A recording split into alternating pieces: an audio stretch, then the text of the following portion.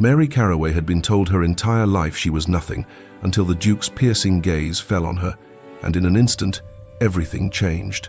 But how can someone who's been nothing for so long learn to accept being seen? And what is the price of that transformation? Hello, lovely. If you're enjoying this historic romantic tale, I'd be so grateful for a like or a subscribe. It helps me bring you more stories of love, longing, and history. And if you're up for it, tell me in the comments where you're watching from. I read every note, and it always brings a smile to my face. Chapter 1. The Art of Disappearing. Victorian England, 1840. In the forgotten corner of Hartley House's walled garden, where wild roses tangled with neglected ivy in a riot of untamed beauty, Mary Caraway pressed herself against the cold stone wall. Her paint-stained fingers trembled as she tried to hide the canvas behind her back, but the afternoon sun was merciless, illuminating what she'd created, a burst of color and life that seemed to mock the gray existence her stepmother had prescribed for her. The painting showed the garden as it could be, roses in full bloom, paths cleared and welcoming, sunlight dancing through leaves in golden patterns. It was hope made visible, beauty captured in brushstrokes, everything her life was not, and it was forbidden. At 19, Mary had perfected the art of disappearing. She could move through rooms without disturbing the air, speak without being heard, exist without taking up space. Lady Selina had taught her well. You are nothing, you have nothing to offer. You are a burden we bear out of Christian charity. The words had been repeated so often, in so many variations, that they had become the foundation of Mary's understanding of herself. It was easier to believe what she was told, that her dreams were foolish, her art worthless, her very existence an imposition on those forced to tolerate her. Her auburn curls had escaped their loose, untidy braid, falling across her face as she worked. She pushed them back with the heel of her hand, leaving a smudge of blue paint across her temple.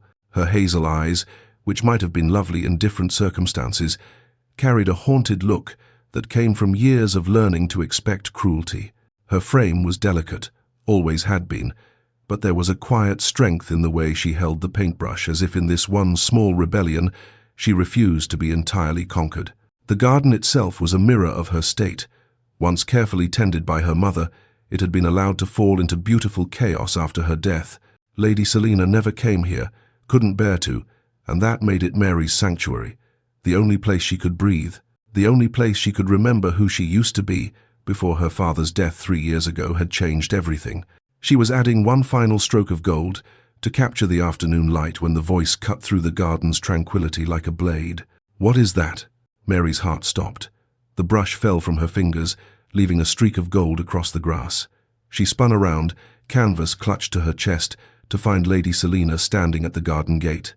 At 45, her stepmother maintained her striking appearance through rigid discipline and fashionable dress. She was tall, with severe features that might have been handsome if they ever softened, but Mary couldn't remember them ever doing so, not toward her, at least. Selina's dark hair was arranged in an elegant updo without a single strand out of place. Her afternoon dress was immaculate despite the spring weather, and her piercing dark eyes held no warmth, no mercy, no kindness. Those eyes were fixed on the canvas Mary held, and the disgust in them was unmistakable. I was just, Mary stammered, her voice barely above a whisper. Years of conditioning made her want to make herself smaller, to apologize, to disappear entirely. Have I not forbidden you this foolishness? Selina's voice was ice-given sound. She advanced into the garden with quick, angry steps, her fashionable boots crushing the small wildflowers that grew between the stones. This waste of paint, of canvas, of resources that could be better spent on Isla's wardrobe, on things that actually matter? I'm sorry, I only thought— You thought? Selina's laugh was sharp and cruel. That's your first mistake, Mary, thinking. You are here to serve, to be useful in the small ways you can manage, not to indulge in delusions of talent. She reached Mary and yanked the canvas from her hands. Mary made a small sound of protest but didn't resist. She never resisted anymore. Selina held the painting up, examining it with a sneer that made Mary's stomach turn. What is this supposed to be? The garden, Mary whispered. How it could look if what? If we wasted time and money on meaningless beauty? If we catered to your romantic nonsense? Selina's grip on the canvas tightened. You paint fantasies, Mary, because you cannot face reality. The reality is that you are my late husband's burden, thrust upon me when he died. The reality is that you contribute nothing of value to this household. The reality is that every shilling spent on your upkeep is a shilling taken from Isla, who actually has prospects, who actually has worth. Each word was a practiced blow, delivered with precision to the places that hurt most. Mary felt herself shrinking, felt the small spark of joy the painting had given her, guttering out like a candle in a storm. Your father would be ashamed, Selina continued, her voice dropping to something almost conversational, which somehow made it worse. He had such hopes for you when your mother was alive. But you've disappointed everyone, haven't you? No grace, no beauty, no accomplishments worth mentioning. Just this, she shook the canvas, this pathetic waste of time. Mary's eyes burned with tears she refused to let fall. Not here, not in front of Selina. She had learned that tears only made it worse, gave her stepmother something else to mock. I'll put everything away, Mary managed, her voice barely audible. I won't paint again, I promise. Won't you? Selina's smile was terrible. I've heard that before, Mary. You're deceitful, you see, sneaking about, hiding your little rebellions. Well, not this time. With one sharp motion, Selina tore the canvas across its center. Mary gasped, the sound involuntary, as if she'd been struck. She watched as her stepmother tore the painting again and again, reducing it to strips of ruined canvas and destroyed color. The garden she'd painted with such hope, the light she'd tried to capture, all of it reduced to refuse in Selina's elegant hands. Gather the pieces, Selina commanded. Take them to the kitchen fire and burn them. I want to watch. The walk to the kitchen was endless. Mary's hands shook as she collected the torn canvas pieces, smearing paint across her simple dress. She could feel Selina's presence behind her like a physical weight, driving her forward through the garden gate, across the courtyard, into the servants' entrance. In the kitchen, the cook and two maids fell silent as they entered. Mary saw pity in their eyes, but no one spoke. No one ever spoke. Lady Selina controlled everything in this house, and crossing her meant dismissal without references. Mary couldn't blame them for their silence. She'd grown used to being alone. The kitchen fire was bright and hot. Mary knelt before it, the torn pieces of her painting in her hands. Selina stood over her, waiting. Burn them, she commanded. Mary's hands wouldn't move. The painting had been the only beautiful thing in her world, the only proof that somewhere inside her, something still lived. To burn it felt like burning the last piece of herself that remembered how to hope. Now Mary, one by one, she fed the pieces to the flames. She watched the colors catch fire, brilliant for a moment, before turning to ash. The gold light she'd painted last transformed to orange flame, then smoke, then nothing. When the last piece was gone, Mary remained kneeling, staring at the fire, feeling hollow. Good, Selina said. Now, to ensure this doesn't happen again. She turned to the cook. Dispose of any painting supplies you find in this house. All of them. Yes, my lady, the cook murmured. Selina looked back at Mary. You have other concerns to occupy you now. Duke David Howard will be visiting Hartley House in 3 days' time. Mary looked up, surprised despite herself. The Duke of Wellington was England's most eligible bachelor, sought after by every ambitious mother in London. The idea that he would visit their modest estate seemed impossible. He's expressed interest in meeting Isla, Selina continued, and her voice warmed with satisfaction when she spoke her daughter's name. This is the opportunity we've been waiting for. Isla will be presented at her absolute best. The house will be perfect. And you, she looked down at Mary with cold precision, will remain in your chambers. You will be invisible. You will not be seen by His Grace under any circumstances. Do you understand? Yes, stepmother. If he should somehow encounter you, you will claim to be unwell and excuse yourself immediately. I will not have you embarrassing this family in front of the Duke. I will not have your presence diminishing Isla's prospects. I understand. Do you? Selina's eyes narrowed. Because this is everything, Mary. Everything I've worked for since your father's death. Isla deserves a brilliant marriage, a title, a future, and you will not ruin it with your moping, your foolishness, or your very existence. You will be a ghost in this house. Do you understand? A ghost. Yes, stepmother. Good. Now clean yourself up. You look like a chimney sweep. Selina turned on her heel and left, her footsteps echoing on the stone floor. Mary remained kneeling by the fire until she heard movement behind her. She turned to see Gregory, the butler, standing in the doorway. He was 40 years old, with greying hair and a stern expression that usually kept the other servants in line. But when he looked at Mary, his eyes held something different. Something almost like kindness. He approached quietly, offering her a clean handkerchief. "For your face, Miss Mary." She took it with shaking hands, wiping at the paint and tears she hadn't realized were there. "Thank you, Gregory.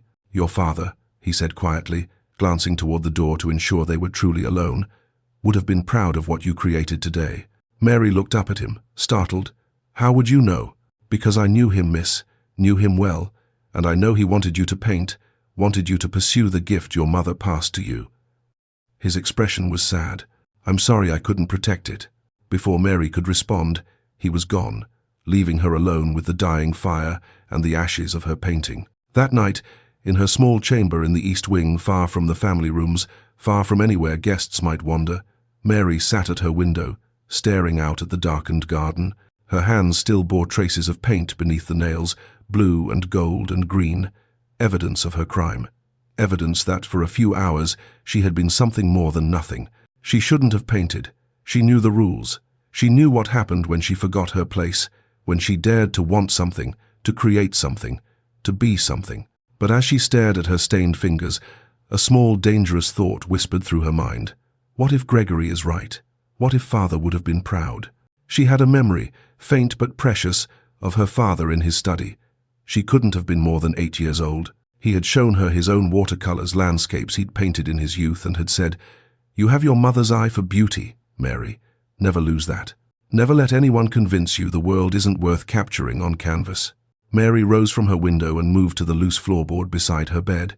She'd discovered it years ago, had hidden small treasures there when she was younger. Now she pried it up carefully and pulled out the small leather case she'd concealed there months ago. Inside was a single piece of paper, a tiny set of watercolors she'd stolen from the rubbish before they could be thrown away, and one fine brush with only a few bristles left. She shouldn't keep them. Selina had ordered all painting supplies destroyed. If these were found, the punishment would be severe. But Mary carefully wrapped the case in an old handkerchief and placed it back in its hiding place. She didn't know why she was keeping it. She wasn't brave enough to defy Selina again. She wasn't strong enough to believe she was anything more than she'd been told she was. But somewhere, in some small part of herself that wasn't entirely crushed, something whispered, "Not yet. Don't give up yet." She replaced the floorboard and returned to her narrow bed. In 3 days, the Duke would arrive. In 3 days, Isla would be presented like a prize, beautiful and accomplished, and everything a duke could want. In 3 days, Mary would hide in her chamber, invisible and forgotten, exactly as she should be. But tonight, with paint still staining her fingers, Mary allowed herself one last thought before sleep claimed her. For one afternoon, I existed. For one afternoon, I created something beautiful, and somehow that terrifies me more than disappearing ever had.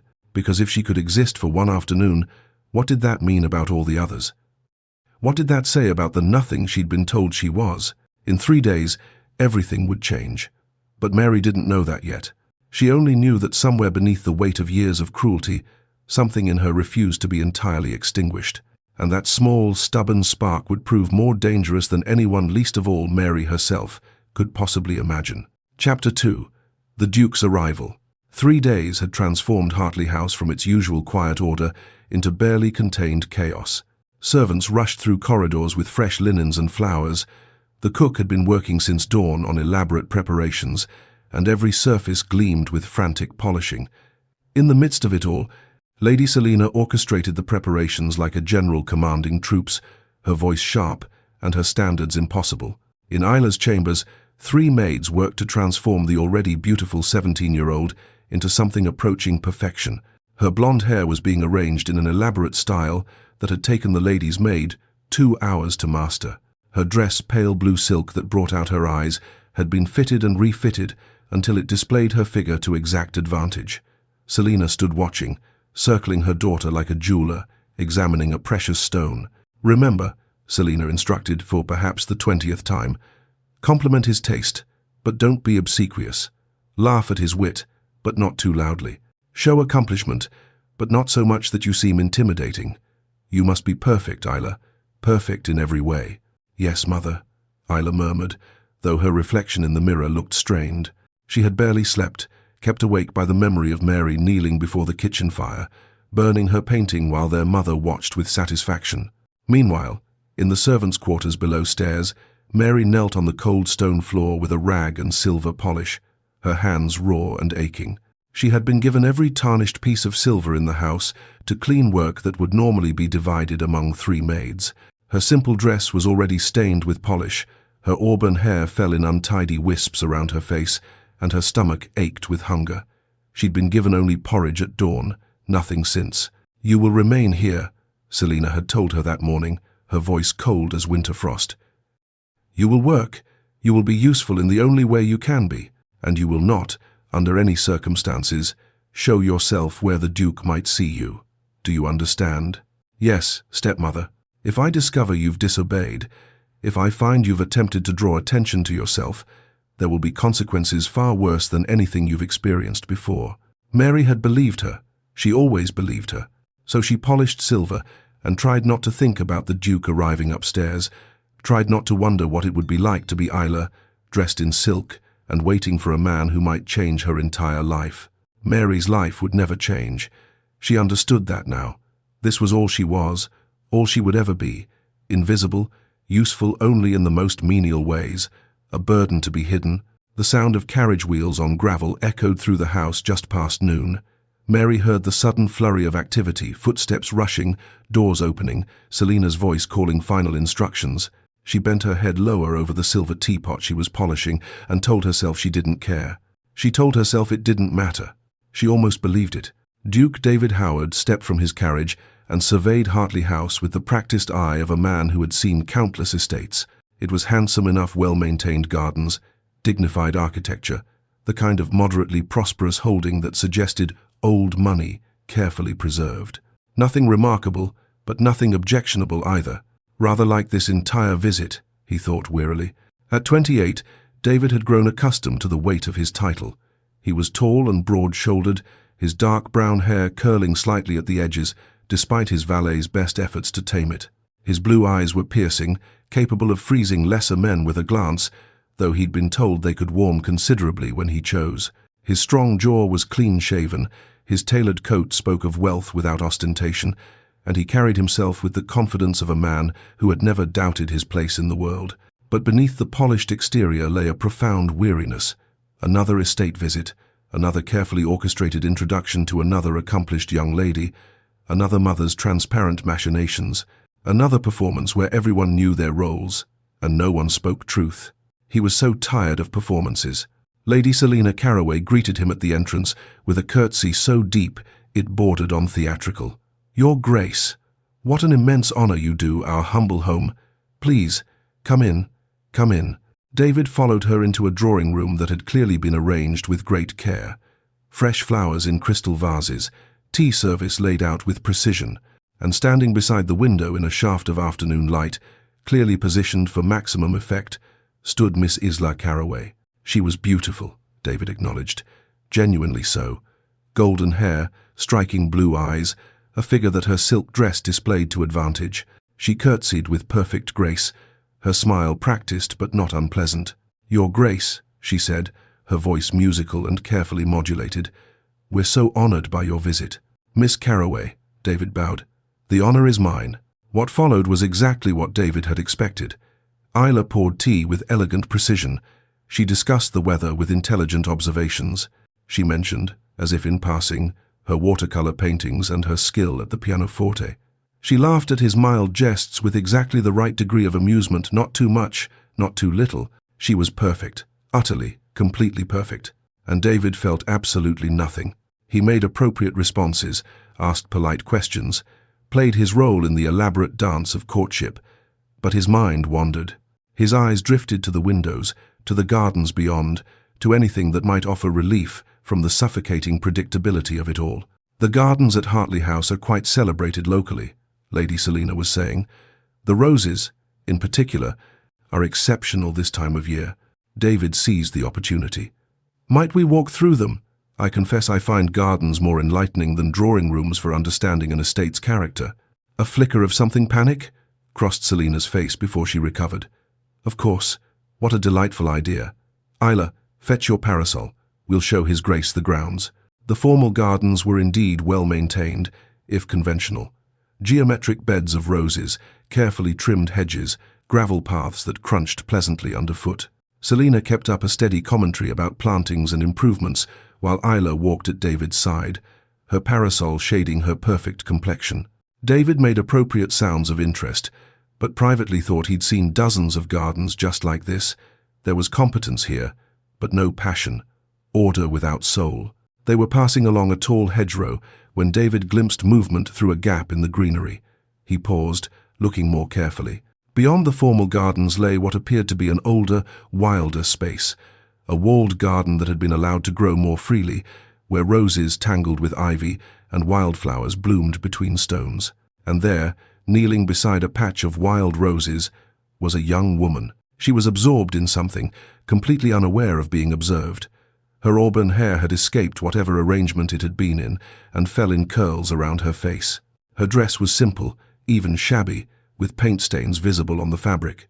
Her hands moved with quiet intensity, and David realized with surprise that she was painting on what appeared to be a scrap of paper with a tiny brush and a child's watercolor set. But it was her expression that arrested him. She was transformed, radiant, utterly alive in a way that made Isla's practiced beauty seem like a painted portrait beside living flesh. Here was someone who had forgotten to perform, forgotten to be anything but genuinely, authentically herself. David found he couldn't look away. "Who is that young lady in the walled garden?" he asked. Selina's response was immediate and dismissive. "Merely the stepdaughter, Your Grace. My late husband's child from his first marriage. She helps with household tasks." "She paints," David observed. "A hobby," Selina said tightly. "Nothing of consequence. She's of a rather delicate constitution, I'm afraid, not suited for society. She appears quite healthy at the moment." Selina's smile was strained. "She has good days and bad, Your Grace. One never knows when her nervous condition might manifest." David looked at Selina properly then, noting the tension in her posture, the calculation in her eyes. Something was wrong here, something beyond the usual social maneuvering. "I should like to meet her," he said. "Perhaps she might join us for tea." "I'm afraid that's impossible. Your Grace." Selina's voice had taken on a note of steel beneath the honey. "Miss Mary is indisposed today. Her constitution, you understand. The excitement of your visit has quite overwhelmed her delicate nerves. It would be unwise to tax her further." "She appears to be painting in the garden," David pointed out mildly. "Fresh air and quiet solitude, Your Grace. The doctor's orders. Company would agitate her condition." David recognized a wall when he encountered one.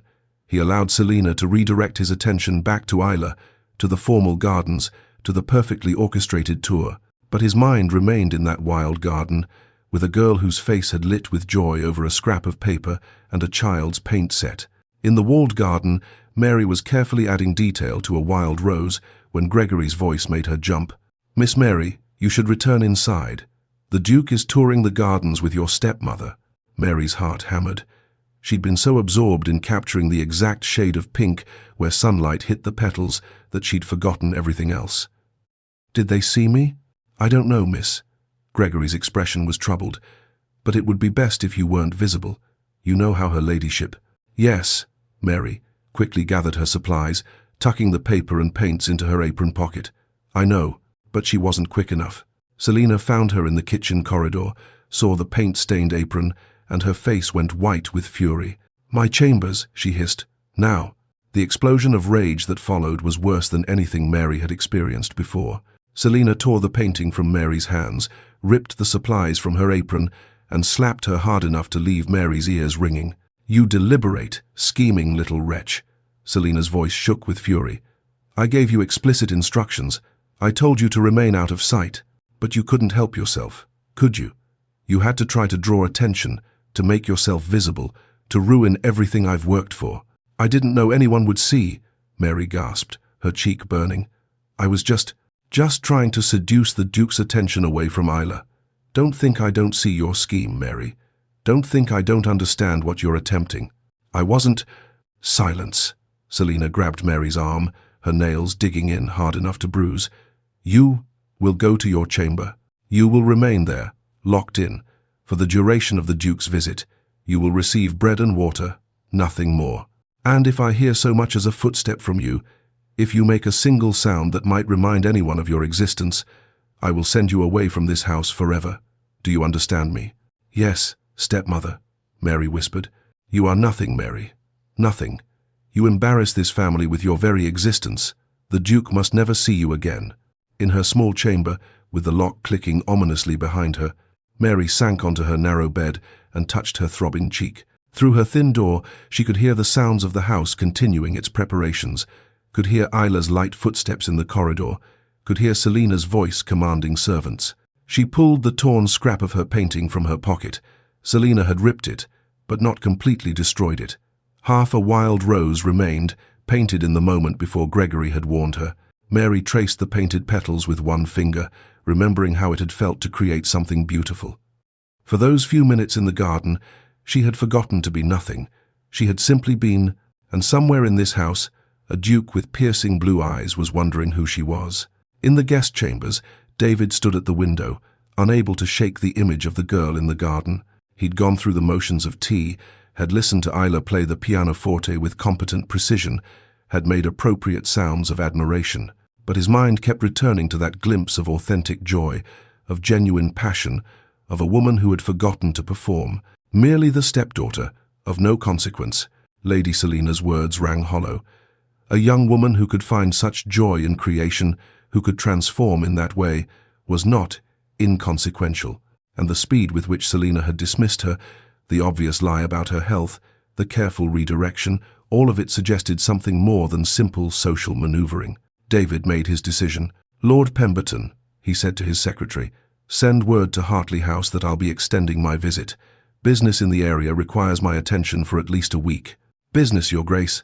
"Yes," David said, still looking out the window toward where he imagined the walled garden lay. "Important business." The Duke of Wellington was accustomed to getting what he wanted. And what he wanted, he was beginning to realize, was to know the truth about Mary Carraway, the girl with paint-stained hands who had looked, for one brief moment, like the most alive person he'd ever seen.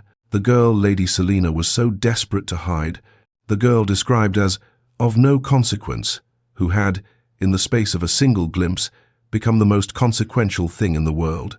Chapter 3. The Forbidden Meeting. The morning sun had barely cleared the horizon when David made his announcement over breakfast. "Lady Selina, I hope it won't inconvenience you, but I find I must extend my visit. Business matters in the area require my attention for at least 3 more days." Selina's teacup froze halfway to her lips. For a heartbeat, David saw naked calculation flash across her face before she recovered with a brilliant smile. "Your Grace, what a delightful surprise. Of course, you must stay as long as you require. We're honored by your continued presence." But David had learned to read people in the diplomatic circles of London, and he saw what lay beneath her pleased words. Opportunity. Yes, more time to parade Isla before him, but also anxiety.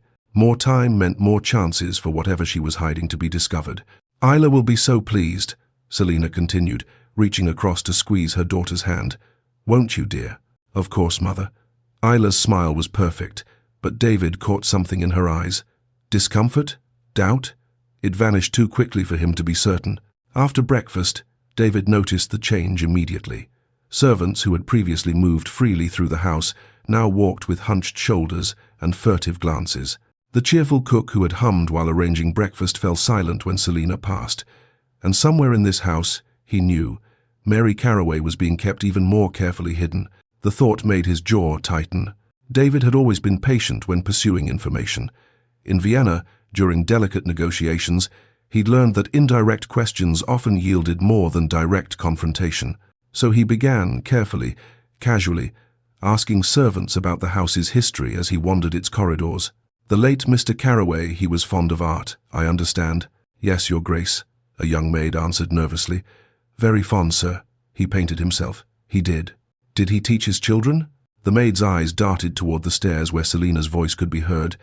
I couldn't say, Your Grace."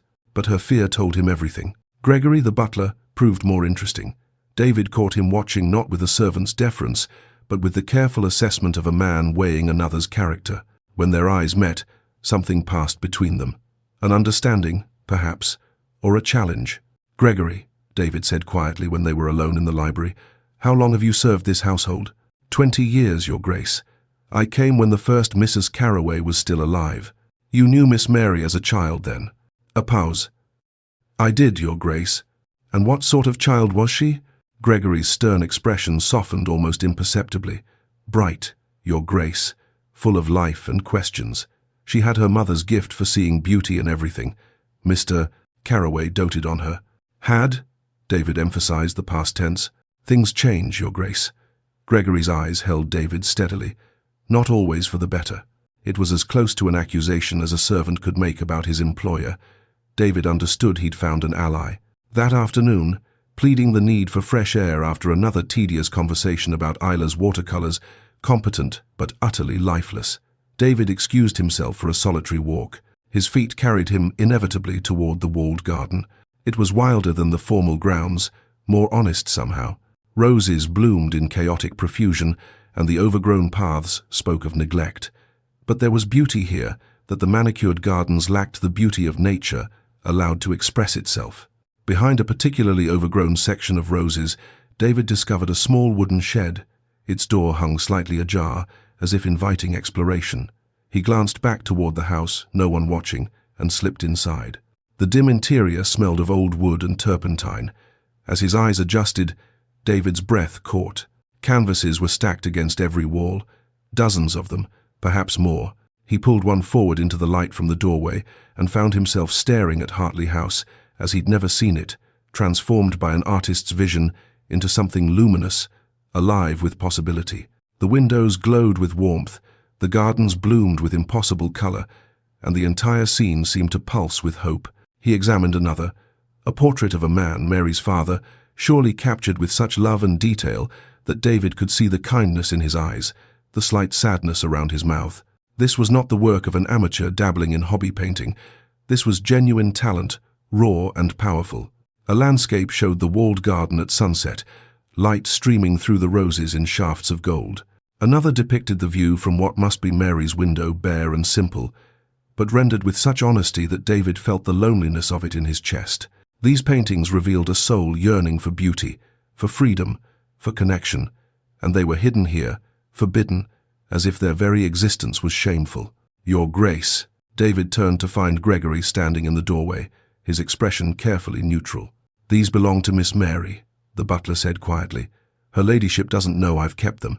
She ordered them all destroyed years ago. Destroyed? David's anger, simmering since yesterday, began to boil. Why in God's name would anyone destroy work like this? Because it reminded Lady Selina of what she could never be. Gregory stepped inside, lowering his voice further. The first Mrs. Carraway was an artist, Your Grace, a talented one.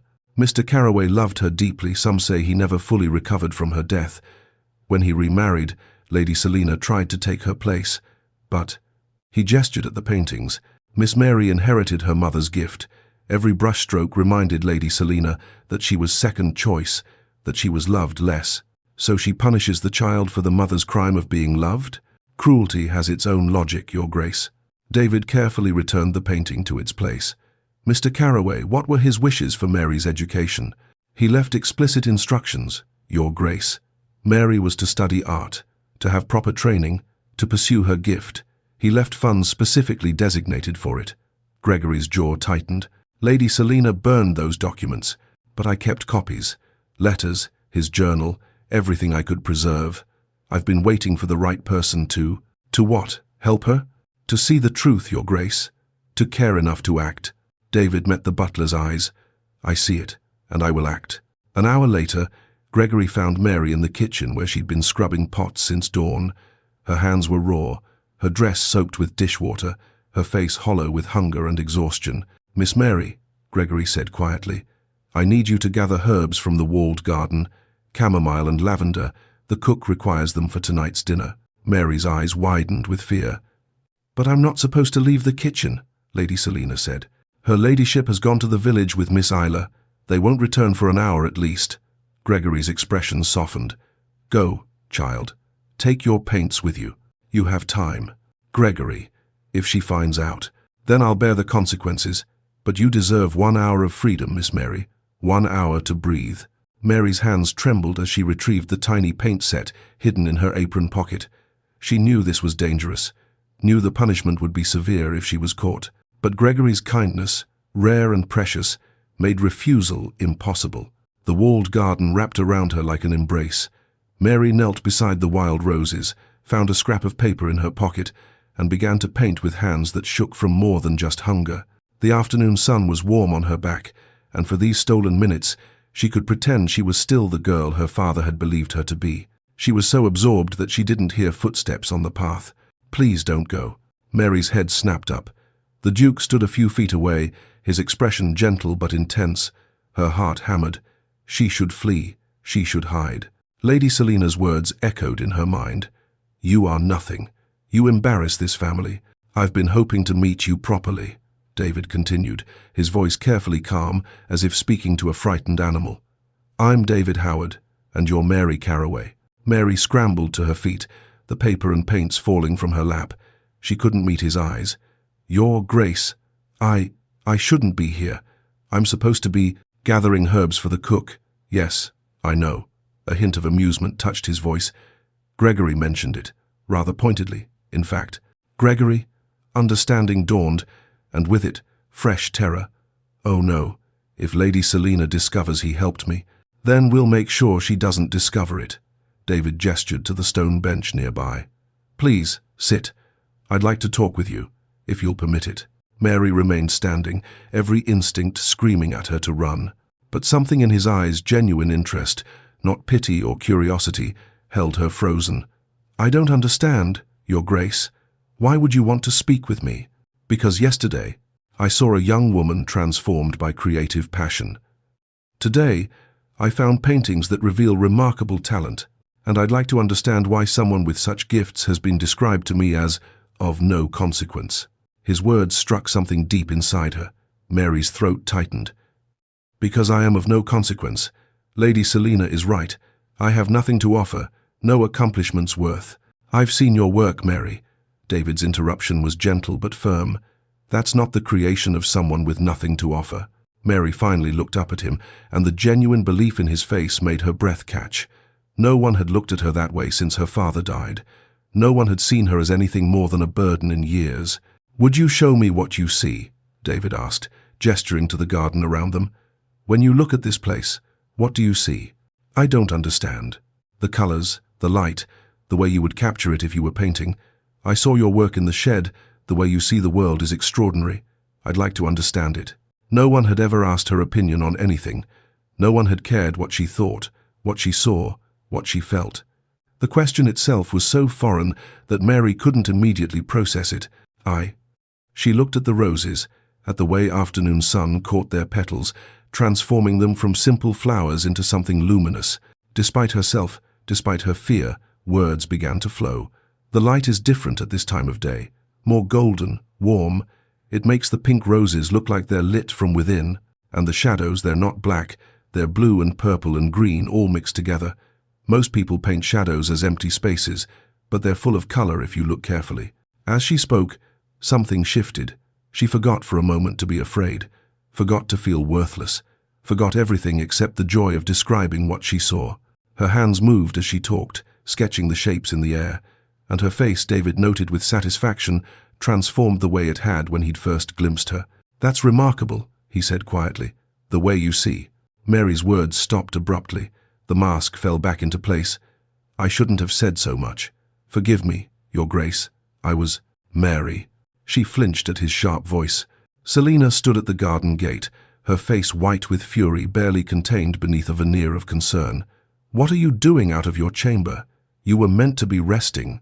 "I asked Gregory to send her for herbs," David said smoothly, rising to his feet. "I expressed interest in the medicinal plants in the garden, and he kindly arranged for Miss Carraway to show me." "But her condition," Selina hurried forward, her hands reaching for Mary as if to restrain a wayward child. "Forgive her, Your Grace. She becomes confused when her illness strikes. She doesn't understand the impropriety of—" "Lady Selina," David's voice carried the full weight of his authority. "I found our conversation quite enlightening. Miss Carraway has a remarkable perspective on art and nature. far more sophisticated than I'd expected. Selina's smile was rigid. You're too kind, Your Grace, but Mary really should return to her chambers. Her health. I should like to continue our discussion, David interrupted. Perhaps at dinner tonight. I'd be honored if Miss Carroway joined us. The silence that followed was thunderous. Mary stood frozen, waiting for Selina's rejection, for the inevitable excuse that would return her to invisibility. But Selina was trapped. To refuse a duke's direct request would be unconscionably rude. To agree meant allowing Mary at the dinner table, risking whatever attention that might draw. Of course, Your Grace, she finally managed, her voice strangled. If you believe Mary's health will permit it, I'm certain it will. David's smile was pleasant, but his eyes were hard. After all, she seems quite well at the moment. He turned to Mary, who stood pale and shaking. Until tonight then, Miss Carroway. I look forward to our continued conversation. Back in her chamber, Mary sat on her bed and trembled. Selina hadn't struck her, couldn't, with the Duke in the house, but the promise of future punishment hung in the air like a storm about to break. A soft knock came at her door. Gregory entered carrying a tray with actual food, bread, cheese, cold meat, and something wrapped in cloth. From Miss Isla's wardrobe, he said, laying the bundle on the bed. A dress her ladyship put aside. It should fit you well enough. Gregory, what have you done? Mary whispered. When Lady Selina discovers you helped arrange, I did what your father would have wanted, Miss Mary. Gregory's expression was resolute. The Duke is a good man. I've watched him these past days. He sees what others don't. He sees you. After he left, Mary unwrapped the dress. It was simple compared to Isla's usual finery, pale green muslin. Nothing elaborate, but to Mary it might as well have been a queen's gown. She hadn't worn proper evening dress in 3 years.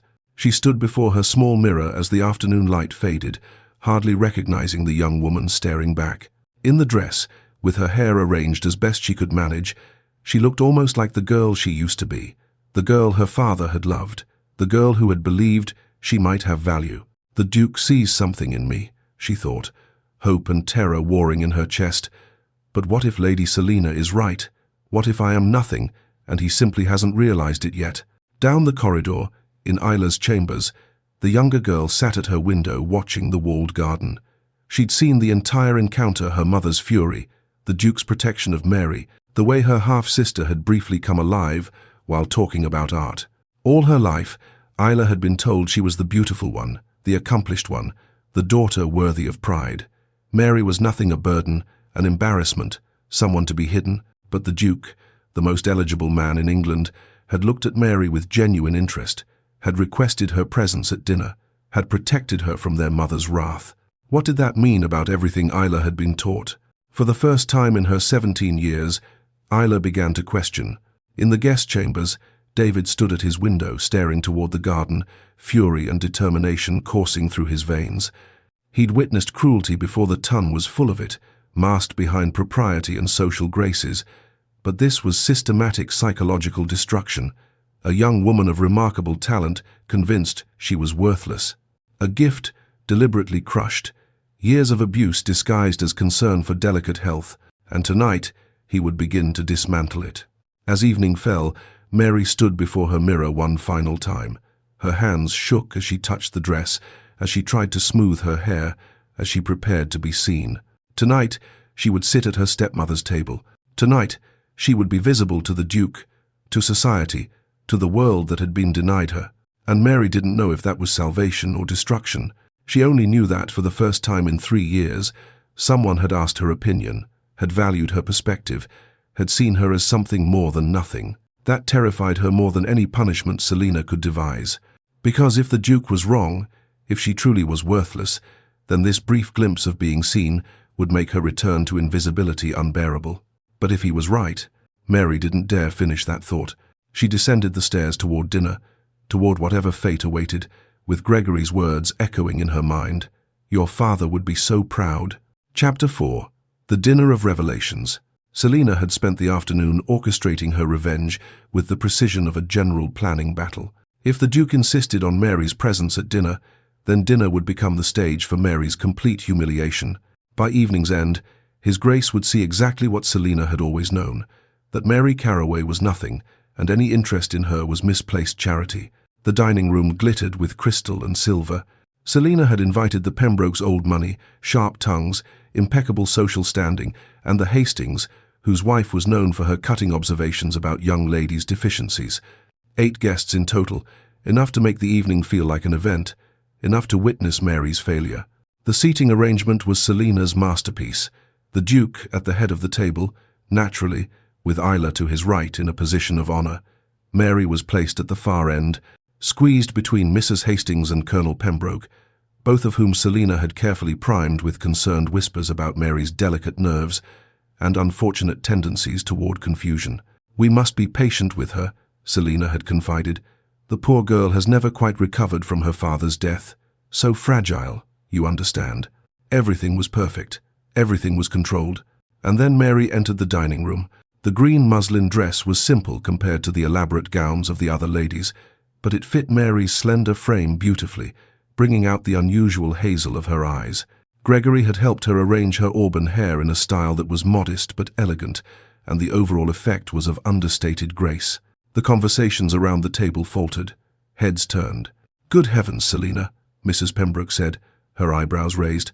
"I had no idea you had another daughter." "Stepdaughter," Selina corrected quickly, her smile fixed. "My late husband's child from his first marriage. Mary has been unwell, rarely in society. Her constitution is quite delicate." Mary stood in the doorway, every instinct screaming at her to flee. 8 pairs of eyes studied her with varying degrees of curiosity, judgment, and surprise. Her hands shook so badly she had to clasp them together to hide the trembling. "How do you do?" she whispered, the words barely audible. David rose from his seat, his expression warm. "Miss Carroway, I'm delighted you could join us. Please." He gestured to her assigned place, though his eyes narrowed slightly when he noted how far from him she'd been positioned. Mary took her seat, trying to make herself as small as possible. Mrs. Hastings beside her studied her with the sharp gaze of a hawk spotting prey. "My dear," the woman said, her voice dripping with false sweetness.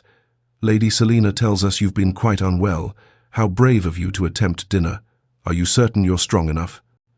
Yes, thank you." Mary's voice was barely above a whisper. "One must admire her determination," Colonel Pembroke added from her other side. "Though perhaps it would be wiser to rest. We wouldn't want you to overtax yourself." The message was clear. You don't belong here. As the first course was served, Selina began her campaign in earnest. "Mary has always been rather fragile," she said to the table at large, her tone suggesting maternal concern rather than criticism. "Not like our dear Isla, who has such vigor and accomplishment. Isla, tell His Grace about your watercolors, the ones that were so admired at Mrs. Whitmore's gathering." Isla, positioned perfectly at David's right, began to describe her paintings with practiced ease. She was indeed accomplished, her technique was competent, her subject choices conventional, her descriptions polished, everything a young lady of good breeding should be. "And Mary, Mrs. Hastings asked, turning to her prey, "do you also paint?" Before Mary could answer, Selina laughed a light, dismissive sound. "Oh, Mary has no artistic ability, I'm afraid. She appreciates beauty, of course, in her simple way, but creation requires a certain refinement of sensibility that not everyone possesses." Mary felt the words like physical blows. She stared at her untouched soup, willing herself to disappear, to be nothing, to fulfill every expectation of inadequacy. "Perhaps she has other accomplishments," Mr. Pembroke suggested. "Music? Needlework?" Mary's education was unfortunately disrupted by her various illnesses, Selina said smoothly. "We've focused primarily on her health rather than accomplishments. One must have priorities, after all." The subtext was unmistakable. Mary had nothing to offer. Mary was nothing. David had been watching this performance with growing fury, carefully masked behind polite interest. He recognized the strategy, death by 1,000 cuts, each remark seemingly concerned, actually cruel. He saw how Mary shrank with each comment, how her hands trembled, how she seemed to fold in on herself. This was systematic destruction disguised as care. He waited until Isla finished describing her watercolors, then turned his attention deliberately away from her. "Miss Carroway," he said, his voice carrying clearly across the table, "I was fascinated by our conversation in the garden this afternoon." Mary's head jerked up, surprise evident in her face. "You spoke about light and shadow in a way I'd never considered before," David continued. about shadows containing color rather than simply being absence of light. I've been thinking about it all afternoon. Tell me, is that observation based on any particular artist's theory, or is it your own insight? The table fell silent. All eyes turned to Mary, who looked like a rabbit caught in a trap. I don't. Her voice failed. Please, David said gently, his eyes holding hers with encouragement. I'm genuinely interested in your perspective. Mary swallowed hard. Years of conditioning screamed at her to stay silent, to not draw attention, to be nothing. But something in David's expression, genuine interest, not pity, made her voice emerge in a halting whisper. It comes from observation, Your Grace. When you look at shadows carefully, especially outdoors, you can see they're not actually black or grey. They're filled with reflected light from the sky, from surrounding objects, blues and purples and sometimes greens. Turner captures it well in his work, but many earlier painters missed it entirely. Turner? Mr. Hastings leaned forward with interest. You're familiar with his work? Yes, sir. My father had books about contemporary painters. Turner's use of light is remarkable, unconventional, but remarkable. David asked another question, this time about specific techniques. Mary answered, still hesitant, still expecting to be silenced. But instead, David listened with complete attention, asked follow-up questions, drew her out with careful encouragement, and slowly, like a flower opening to sun after long darkness, Mary began to speak more freely. She described the difference between English and Italian landscape traditions. She discussed the symbolism in pre-Raphaelite work. She analyzed composition with insight that revealed deep study and natural understanding. Her voice grew stronger, her eyes brighter, and her hands stopped trembling as she forgot to be afraid. The other guests, initially following Selina's lead in dismissing Mary, found themselves genuinely intrigued. Mrs. Pembroke asked about portraiture. Colonel Pembroke wanted to know about military paintings he'd seen. Even Mrs. Hastings looked interested rather than contemptuous. Mary was transformed. This was the woman David had glimpsed in the garden, intelligent, passionate, fully alive. Selina's face grew tighter with each question Mary answered. Finally, she interrupted with sharp authority. Mary, you're monopolizing His Grace's attention. How selfish. I'm sure the Duke is simply being polite. You shouldn't burden him with your opinions. Mary stopped mid-sentence, color flooding then draining from her face. The spell broke.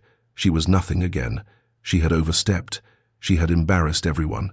Perhaps you should return to your chambers, Selina continued, her voice edged with steel beneath concern. You look feverish, dear. These exertions are too much for your delicate constitution. Mary pushed back from the table, shame overwhelming her. Forgive me. Lady Selina, David's voice cut across the room with unmistakable authority. Miss Carraway is not monopolizing my attention. She has captured it entirely, and I assure you, she is burdening no one. The table froze. I have attended countless dinners, David continued, his eyes hard as they fixed on Selina, and rarely have I encountered such depth of artistic understanding. Miss Carraway's insights are remarkable, genuinely remarkable. He turned to Mary, his expression softening. Please, don't leave. I would consider it a personal favor if you continued. Mary stood trapped between flight and obedience, her breath coming in shallow gasps. Every guest watched this unprecedented confrontation, a duke publicly contradicting his hostess, defending the supposedly inconsequential stepdaughter. Your Grace is too kind, Selina managed, though her smile had become rictus. But surely, tell me, Miss Carraway, Mr. Pembroke interrupted, have you done any painting yourself? With such knowledge, you must have tried your hand at it. Before Mary could answer, Selina spoke quickly. Mary has no artistic ability. She merely admires from a distance. Don't you, dear? That's curious, David said, his tone conversational but his eyes sharp. Lady Selina, I discovered quite remarkable paintings in the garden shed. Landscapes, portraits, studies of remarkable skill. Whose work is that? Selina's face went white. The trap was sprung, and she knew it. If she claimed the paintings, it would be an obvious lie. If she admitted Mary created them, it exposed years of denial. Those are old pieces, she said finally. Nothing of consequence. I'd forgotten they were there. Old pieces? David's eyebrow raised. Some appeared quite recent. The paint was barely dry. But if they're nothing of consequence, you won't mind if I purchase them? I'd like to add them to my collection. The work is exceptional, easily worth a considerable sum. Aye, Selina floundered. Those paintings are Mary's, Your Grace. The voice was quiet but clear. Everyone turned to stare at Isla, who sat very still, her hands clenched in her lap, her face pale but determined. Isla, Selina began, warning in her voice. She's quite talented, Isla continued, not looking at her mother. She always has been. Father was so proud of her work. He wanted her to study properly, to develop her gift. Isla, you're confused. I'm not confused, Mother. Isla finally met her mother's eyes. I've been watching you lie all evening, watching you hurt Mary the way you always have, and I can't be part of it anymore. The room erupted in murmurs. Selina's carefully constructed narrative was collapsing before the eyes of society's witnesses. The guests exchanged glances loaded with meaning. They understood now what had been happening, what they were witnessing. Mary stood frozen, unable to process what was happening. David defending her, Isla supporting her, the truth exposed. It was too much, too overwhelming, too contrary to everything she'd been taught to believe about herself. Her breath came faster, shallower. The room spun. Years of conditioning screamed that accepting praise was wrong, dangerous, that she was nothing, and this attention would only lead to worse punishment. She couldn't breathe, couldn't think. She ran. David found her on the terrace, gasping for air like a drowning woman. She was bent over, hands on her knees, trembling violently. He approached slowly, carefully, as he might approach a wounded animal. Mary. She flinched at his voice but didn't run further. There was nowhere to go.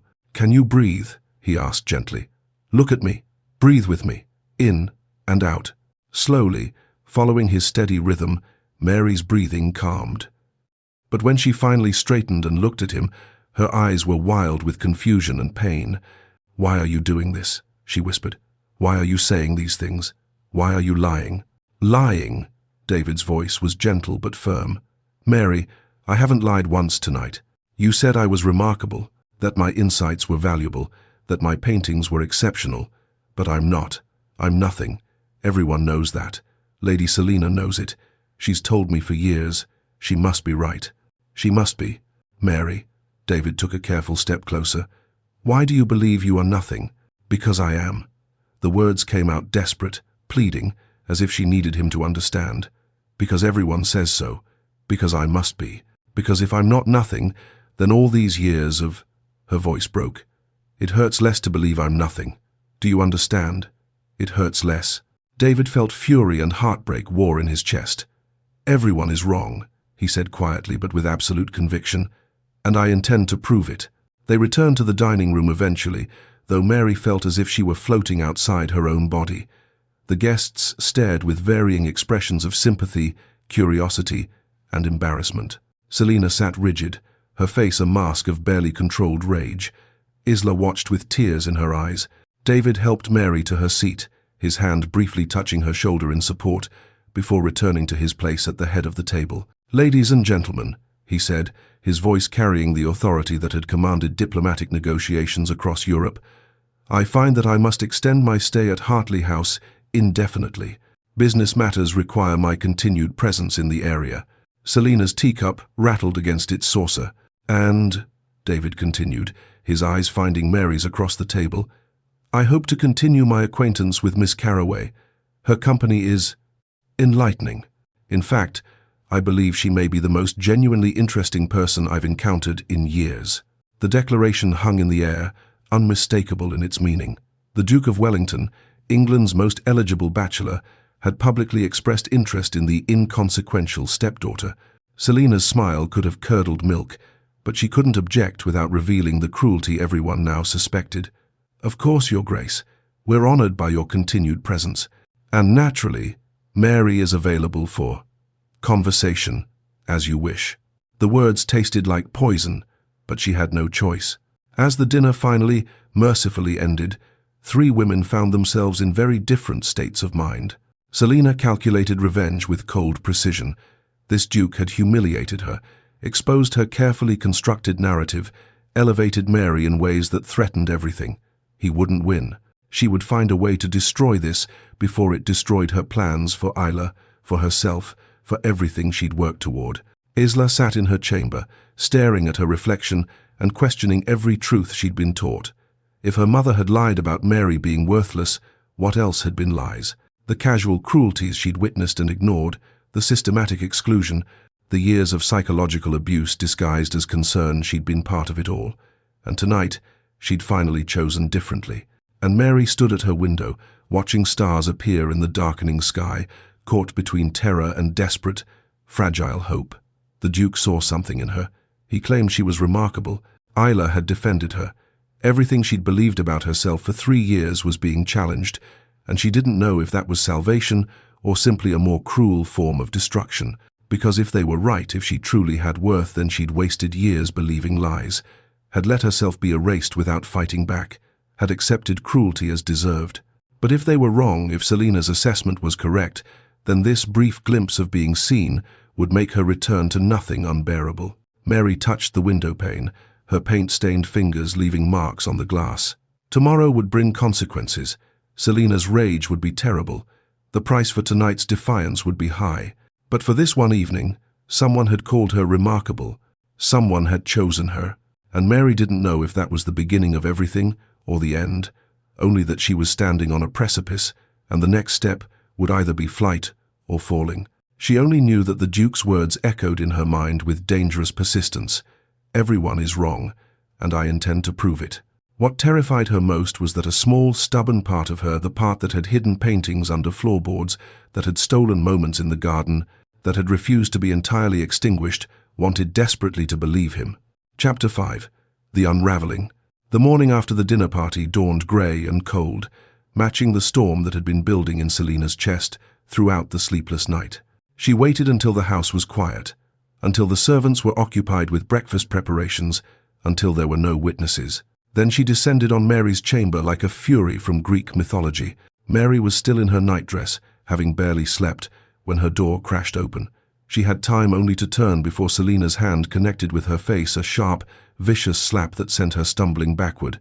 "You scheming little whore," Selina hissed, closing the door behind her with ominous quiet. "How dare you? How dare you?" "I didn't," Mary began, her hand to her burning cheek. Another slap, harder this time. Mary tasted blood. "Don't lie to me." Selina's voice shook with rage barely contained. "You deliberately seduced his attention. You knew I wanted him for Isla, and you schemed to steal him away. 3 years of you being properly invisible, and the moment a Duke arrives, you suddenly develop opinions? Knowledge? You planned this." "No, I swear. I never." "You think I don't see what you're doing?" Selina grabbed Mary's arm, her nails digging in hard enough to bruise. "Playing the wounded bird, the hidden genius, the wronged innocent, making me look like a monster in front of society. Well, it won't work. Do you hear me? It won't work." She shoved Mary toward the small desk where the hidden paint supplies lay barely concealed. With violent efficiency, Selina swept them onto the floor, the tiny watercolor set, the precious brushes, the scraps of paper Mary had carefully hoarded. "No more painting," Selina said, crushing the watercolor cakes under her heel. "No more schemes. No more attempts to be something you're not." She ground the colors into the floorboards, blues and reds and yellows, mixing into muddy brown destruction. Mary watched, tears streaming silently down her face as the last tools of her small rebellion were destroyed. "You are nothing, Mary. Do you understand?" "Nothing. Last night was a fluke, a moment of the Duke's misplaced pity. He'll realize his error soon enough, and until he does, you will remain in this chamber. You will see no one. You will be the invisible ghost you should have stayed." Selina moved closer, her face inches from Mary's, her voice dropping to something more terrifying than shouting. "If you ever try to draw his attention again, I will make you wish your father had never remarried. I will make these years seem kind by comparison. Do you understand me?" "Yes, stepmother," Mary whispered, tasting blood and tears. "Good." Selina straightened, smoothing her dress, her face transforming back into its usual composed mask. "Now, clean up this mess. You'll receive bread and water, nothing more, until I decide you've learned your lesson." After she left, Mary sank to her knees amid the crushed paint and broken dreams, and believed every word. Of course Selina was right. Of course last night had been temporary madness. Of course the Duke's interest would fade once he realized what she truly was. Nothing. She gathered the broken pieces with shaking hands and felt the last ember of hope that the dinner party had kindled extinguish completely. Isla had not slept. She'd lain awake replaying every moment of the evening, every word her mother had spoken, every lie she'd watched unfold. As dawn broke, she made a decision. Her mother's study was forbidden territory, always locked, but Isla knew where the key was hidden. She waited until she heard Selina leave Mary's chamber, heard her mother's footsteps descend to the breakfast room, then slipped inside. The desk drawers were meticulously organized. Isla searched quickly, heart pounding, knowing discovery would mean her mother's wrath. In the bottom drawer, hidden beneath estate documents, she found a small wooden box. Inside were letters. Mary's father's handwriting, unmistakable. Isla's hands shook as she read. "My dearest Mary has her mother's gift," one letter read. "I have arranged for her to study with Mr. Hartwell, the portrait artist, beginning next autumn. The funds are designated specifically for her artistic education. This must not be changed, no matter what." Another letter, written shortly before his death. "I fear for Mary, should anything happen to me. Selina has never warmed to her, and I worry that without my protection, Mary's gentle spirit will be crushed. Gregory, you must watch over her, ensure she pursues her art. It is not merely a hobby, but her very soul made visible." There was more. Documents about trust funds specifically designated for Mary's education, instructions that had clearly been ignored. A journal in her father's hand describing Mary's paintings with such pride and love that Isla felt sick. All of it hidden, all of it denied, all of it lies. Isla pressed her hand to her mouth, fighting nausea. She had stood by for 3 years, had watched her mother destroy Mary piece by piece, had believed the lies about Mary's incompetence, her worthlessness, her burden on the family, and all of it, every word, had been calculated. Cruelty. In the Duke's guest chambers, Gregory had requested a private audience. David had agreed immediately, sensing the butler had information too sensitive for servants' hearing. "Your Grace," Gregory began, pulling documents from inside his coat. "I've served this household for 20 years. I made a promise to Mr. Carraway on his deathbed, and I've failed that promise for 3 years. I won't fail any longer." He spread papers across the table, letters, journal entries, legal documents. David read with growing fury, his jaw tightening with each revelation. "Mary sees the world as it should be, not as it is," Mr. Carraway had written. "I pray she never loses this vision, that the cruelty of this world never convinces her she is anything less than extraordinary." But that was exactly what had happened. Systematic, deliberate psychological destruction, years of abuse disguised as concern.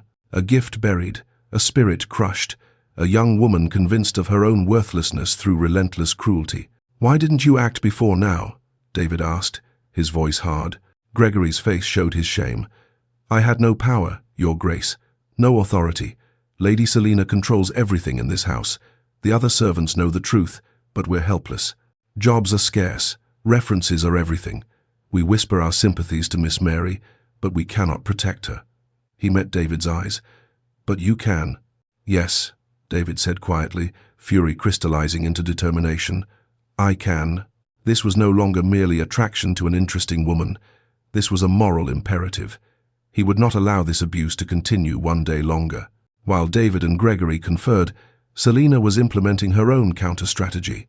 The Duke's interest was genuine, his protection of Mary more than passing curiosity.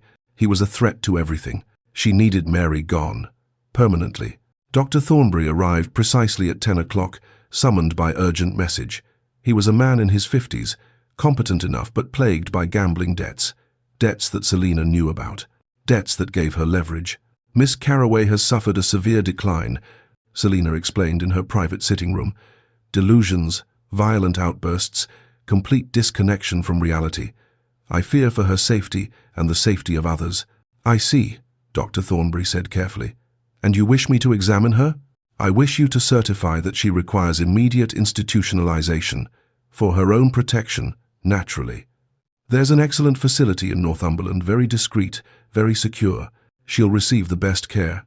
Lady Selina, I cannot simply—" "Doctor," Selina's voice hardened, "I believe Lord Hastings would be most interested to know about your gambling debts and your unfortunate losses at cards last month, the ones you failed to pay."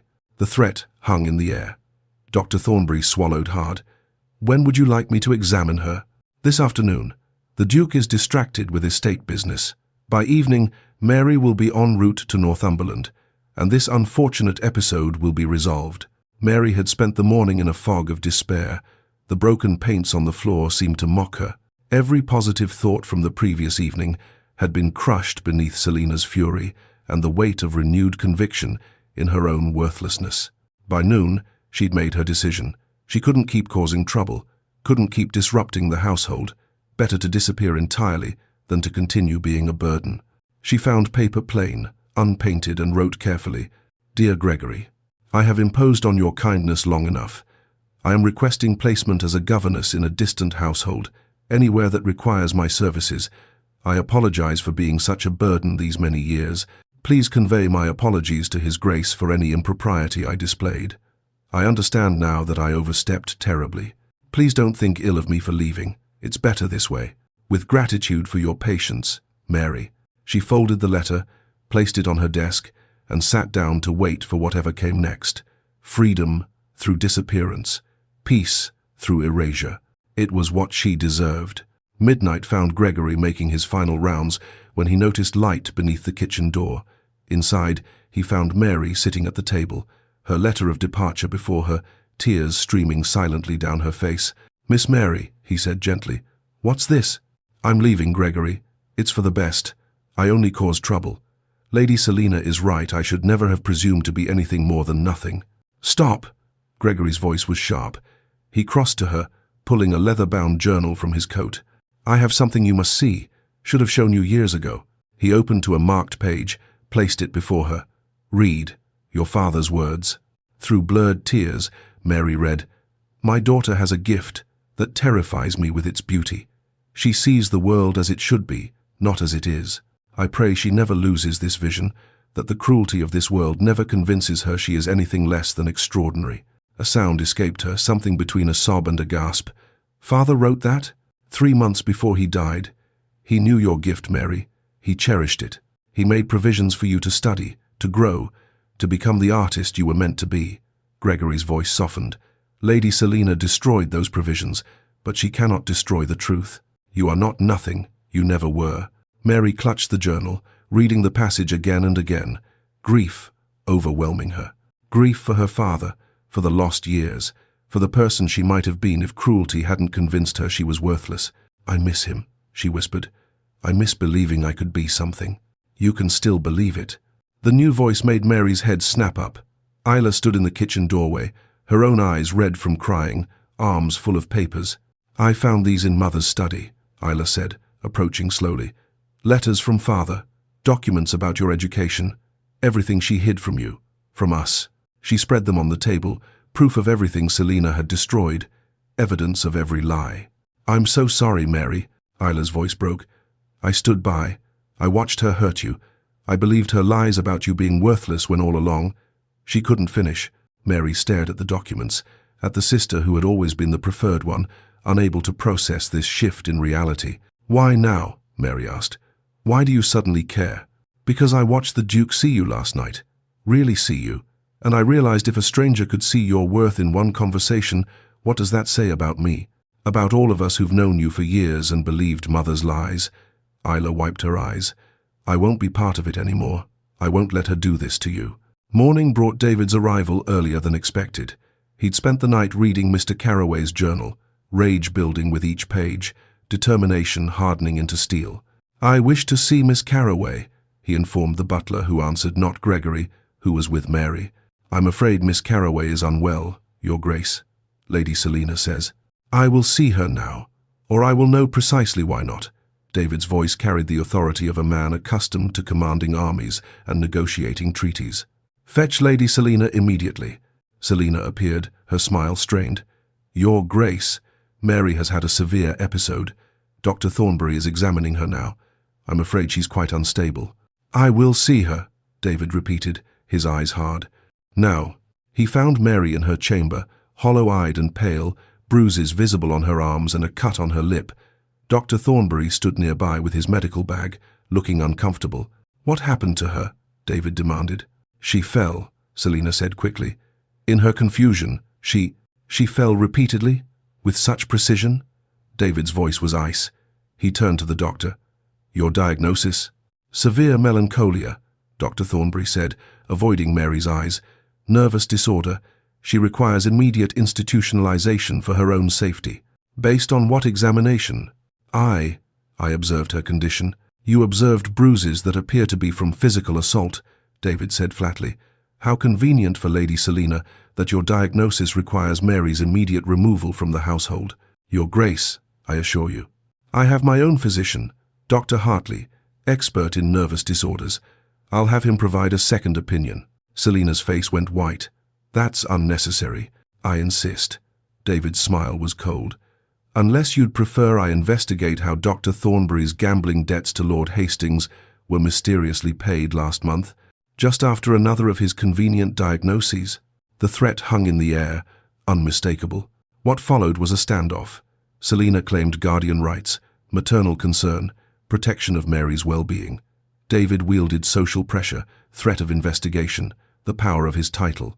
Mary sat voiceless between them, defaulting to the belief that she was indeed nothing, that all this conflict was her fault, that she should simply disappear and end everyone's trouble. Neither could act decisively without social consequences. Selina couldn't forcibly remove Mary against a duke's opposition without scandal. David couldn't remove Mary from her legal guardian without cause that could be proven in society's court of opinion. The impasse might have continued indefinitely if Mary hadn't finally broken completely. Gregory had hidden a few paintings she'd done months ago, kept them safe from Selina's destruction. They were in the garden shed, wrapped carefully. He'd planned to show them to David as proof of her talent. Mary found them first. She stood in the shed, surrounded by evidence of the person she'd almost been, and something inside her shattered. If she was nothing, these couldn't exist. If Selina was right, these had to be destroyed.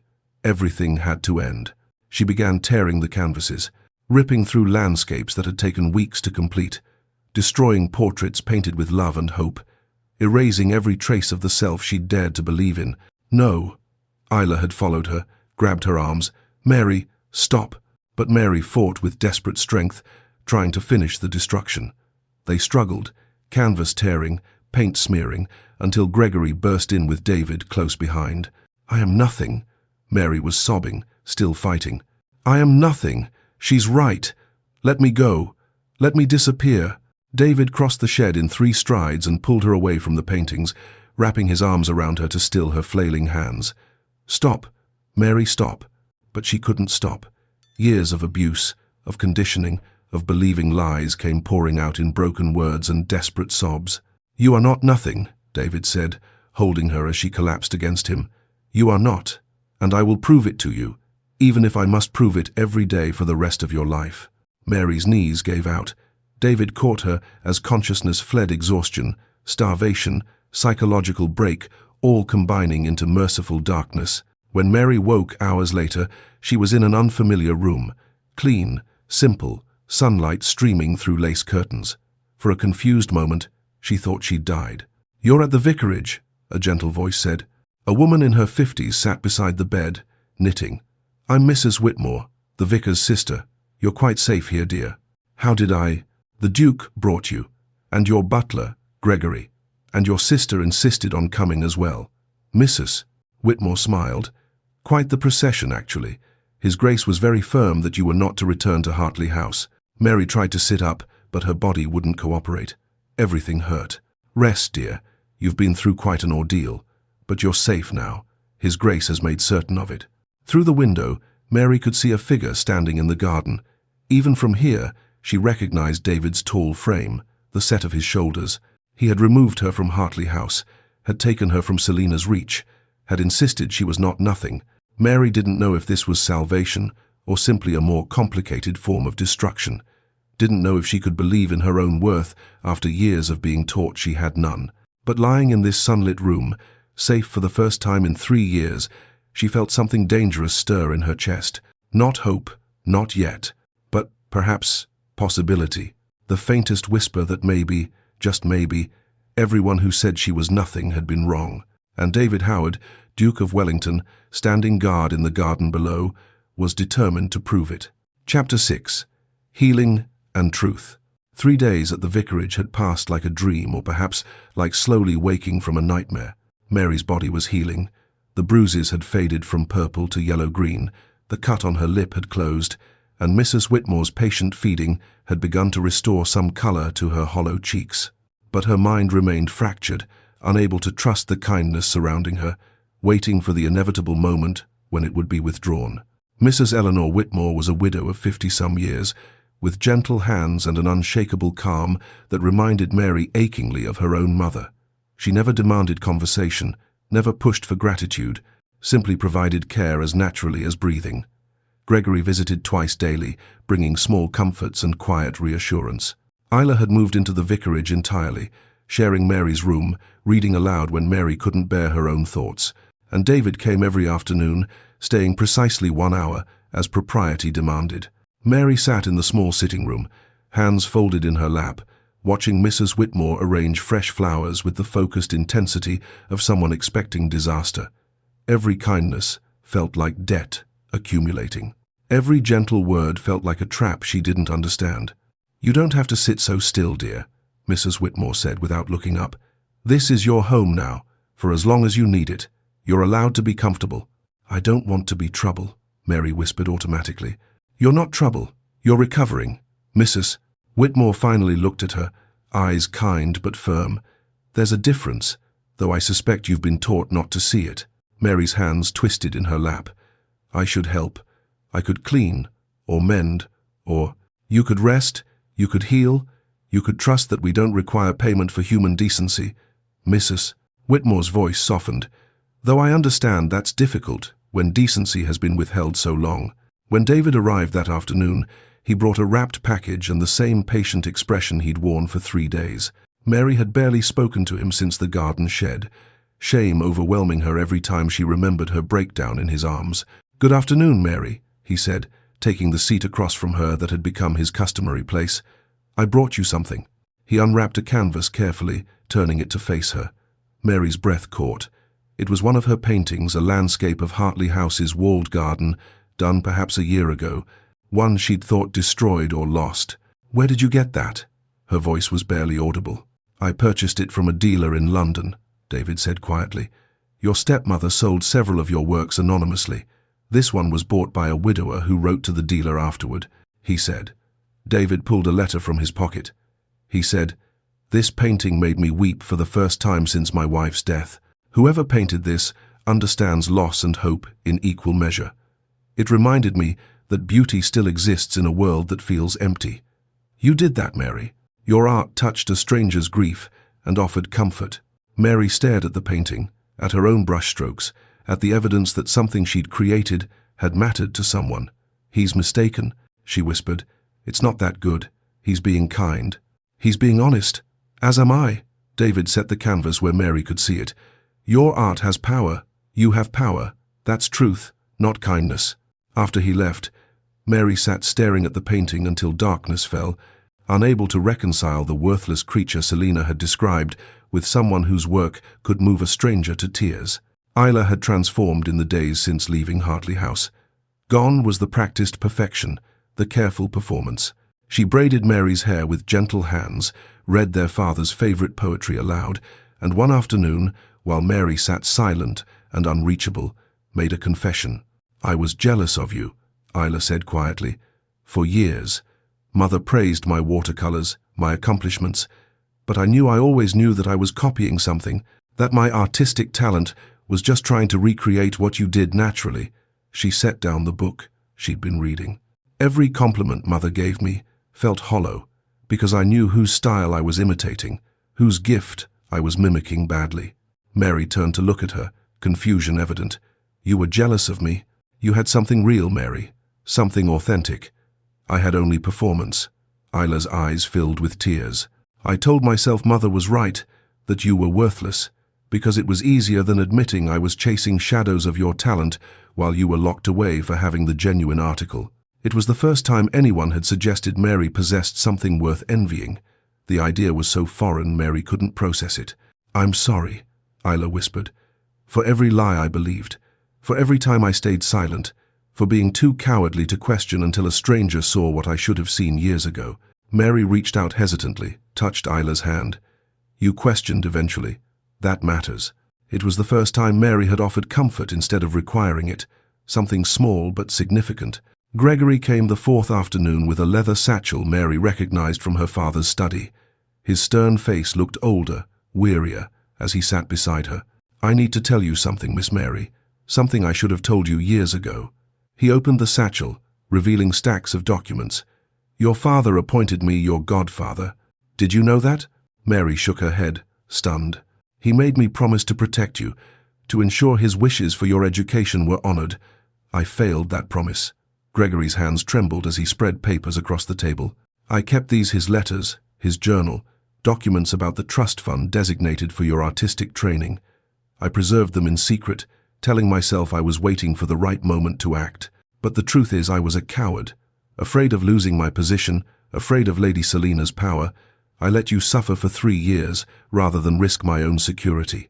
Gregory, Mary began. No, let me finish. His voice was rough with emotion. Your father trusted me to look after you, and I hid papers in a drawer while you were destroyed piece by piece. I'm sorry, Miss Mary. Sorrier than I can express. Mary looked at this man who had shown her small kindnesses, who had preserved her father's words when everything else was being erased. You did what you could, she said quietly, surprised by her own conviction.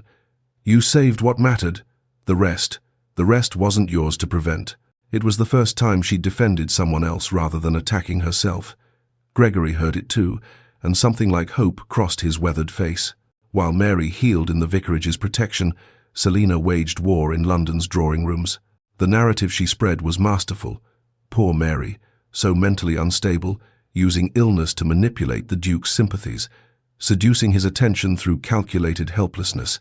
The Duke, being deceived by a clever performance of victimhood. Society whispered, some believed, others questioned. But the campaign had its effect. David began receiving concerned letters from friends, warnings from family, suggestions that his reputation was being damaged by association with questionable circumstances. He burned every letter unread after the first 3. 5 days after arriving at the vicarage, Mary attempted to paint. Mrs. Whitmore had set up a small easel in the garden, positioned where afternoon light fell warmly. David had provided supplies, good quality paper, proper paints, brushes that didn't shed bristles, everything Mary needed except the belief she deserved to use them. She sat before the blank page for an hour, brush trembling in her hand. Every time she tried to make a mark, Selina's voice echoed, You have no talent. You're wasting resources. You're worthless. It doesn't have to be perfect. David's voice came from behind her. She hadn't heard him arrive. It doesn't have to be anything except honest. I can't, Mary whispered. Every time I try, I hear her voice telling me I'm worthless. Then make one stroke that defies that voice. Just one. Mary's hand shook violently, but she touched brush to paper. A single curved line, the beginning of a rose petal. Simple, imperfect, but there. She stared at it, waiting for disgust, for shame, for the crushing weight of worthlessness. Instead, she felt possibility. David moved to where he could see the paper. It's beautiful, he said quietly, and for one fragile moment, Mary believed it might be. That evening, David asked the question that had been building for days. They sat in the garden as twilight fell, Mary having completed her single rose with painstaking care. Mary, what would you do if you believed you were extraordinary? She looked at him, baffled. I don't understand the question. If you truly believed, that you had worth, talent, value, what would you do? How would you live? I can't imagine that, Mary said honestly. I don't know how to think that way. Humor me, just for a moment. Pretend it's true. What would you do? Mary closed her eyes, trying to envision a world where she wasn't nothing. I would paint, she finally whispered. I would create. I would live. Actually live, not just survive. I would walk in gardens without hiding. I would speak without apologizing for taking up space. I would. Her voice broke. I don't know. I can't imagine it. David leaned forward, his expression intense. Then, paint, create, live, start acting as if it's true, and perhaps the belief will follow. You don't have to believe you're extraordinary yet, Mary. You only have to act as if you might be, and see what happens. Later that evening, Isla sought David in the vicar's small study, where he was reviewing correspondence. She closed the door carefully behind her. "Your Grace, there's something you should understand about my mother." Isla's face was pale but determined. Her cruelty wasn't random, it was personal. She explained what she'd pieced together from letters and memories, how Selina had genuinely loved Mary's father, how he had married her but never stopped mourning his first wife, how Mary's very existence with her mother's face and artistic gift was a daily reminder that Selina was second choice. The psychological destruction was revenge, Isla said quietly. Punishment for being loved when Mother wasn't. Every time Mary created something beautiful, it reminded Mother of the woman Father actually wanted. So, she had to destroy it, had to destroy Mary.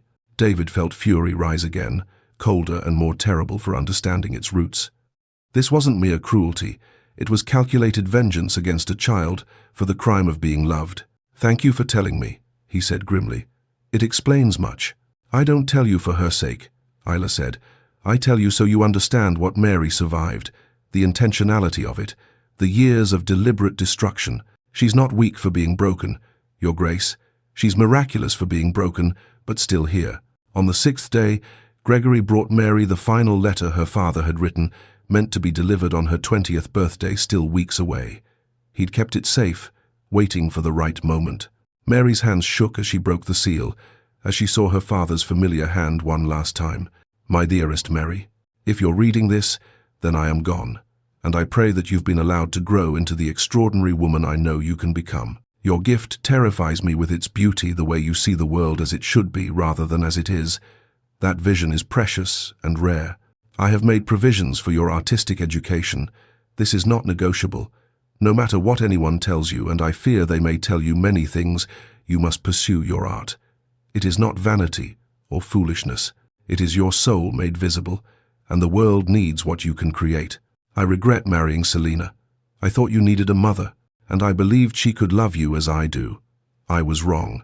If she has made your life difficult, know that it stems from her own pain, not from any failing in you. You are not responsible for others' inability to see your worth. Paint, my darling girl. Create. Live fully. You are extraordinary, and I believe that absolutely. With all my love, Father." Mary sobbed as she read, grief overwhelming her for the father who had seen her truly, for the years stolen, for the person she might have been if cruelty hadn't intervened. But beneath the grief, something else stirred. Her father had believed in her, had known her worth, had wanted her to create. Maybe, just maybe, he'd been right and Selina wrong. David found Mary in the garden the next afternoon, actually painting, not hiding, not apologizing, but working on a proper canvas with focused intensity. "Mary," he said quietly, not wanting to startle her, "I must tell you something, and I need you to truly hear it." She set down her brush, anxiety immediate. "Have I done something wrong?" "No, listen." He moved closer. "I'm falling in love with you, not with who you might become, but with who you are now. The woman who sees beauty where others see weeds.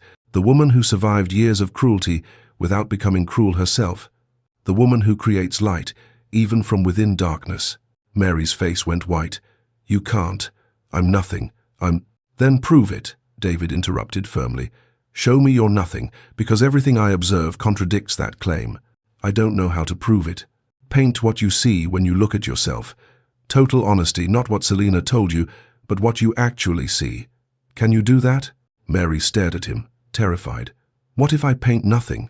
Then you'll have proven your point." "But I don't think you will." That night, alone with a fresh canvas, Mary picked up her brush with shaking hands. Selina's voice screamed that she was worthless. Her father's letter whispered that she was extraordinary. David's words insisted she was worthy of love. She made the first stroke, then another, tentative at first, then with growing conviction. What emerged over hours of painful honesty was not a monster, not nothing, but a young woman with haunted hazel eyes and paint-stained hands, broken but not destroyed, scarred but still breathing, nothing like beautiful, but somehow still, there. Mary stared at what she'd created and whispered into the darkness, "I am still here. Underneath everything, I am still here." For the first time in 3 years, she slept without nightmares, the self-portrait propped beside her bed, and Gregory standing silent guard outside her door. Chapter 7. The Public Declaration. 2 weeks at the vicarage had given Mary something she'd never expected. Time. Time to heal, to think, to begin the slow work of separating truth from the lies that had been carved into her soul. She was still fragile, still fought daily battles between the voice that said she was nothing and the growing whisper that perhaps she might be something. But she was fighting. That itself was new. When David's formal request arrived, a meeting with the Carraway family at Hartley House, Mary's first instinct was pure terror. "It's a trap," she said, hands trembling as Isla read the message aloud. "Lady Selina she'll do nothing," David said firmly. He'd been present when the message was delivered, had orchestrated its timing precisely. "This is a formal request from a duke. She cannot refuse without exposing herself to society's censure. And I've ensured society will be watching." "What do you mean?" "I've invited witnesses, prominent families, people whose opinions matter in London's drawing rooms." His blue eyes held hers steadily. "Lady Selina has waged her campaign in whispers. I'm bringing this into the light." Mary felt sick. "You want me to go back there, to that house, to face her?" "I want you to be seen," David corrected gently. "To be visible, to have witnesses to your worth. But only if you're ready. I won't force this." Mary. She wasn't ready, would never be ready. But she looked at Isla's hopeful face, at Gregory's quiet encouragement, at David's unwavering belief, and heard her father's words echo. "You are extraordinary." "I'll go," she whispered, "but I can't promise I won't run." "Then I'll be there to catch you," David replied simply. Selina received the news with barely contained glee. The Duke was finally making his formal announcement. Despite all obstacles, despite Mary's theatrical performances and attempts to seduce his attention, he was choosing properly, choosing Isla, restoring the natural order. She arranged everything with meticulous care. The drawing room was transformed: flowers, refreshments, seating arranged to showcase Isla to perfection. She invited the Pembrokes, the Hastings, the Cornwalls families whose approval mattered, whose witnessing of Isla's triumph would cement her daughter's place in society. "Wear the rose silk," she told Isla, who stood at her window staring toward the village where Mary stayed. "The one that brings out your complexion. Your hair should be arranged in the Grecian style. You must be absolutely perfect." "Mother," Isla said quietly, not turning, what if nothing? Today is your day, Isla. Everything I've worked for comes to fruition." Selina's smile was triumphant. Mary's little rebellion ends, and proper order is restored. She didn't notice Isla's expression, half pity, half dread, as her daughter finally turned to face her. The carriage ride to Hartley House was the longest of Mary's life. She wore a dress David had commissioned, simple but elegant, pale blue, that brought out her eyes, and Isla had arranged her auburn hair with gentle hands. She looked like a lady, not a servant, but inside, she felt like the worthless creature Selina had always said she was. "I can't breathe," she gasped as the house came into view.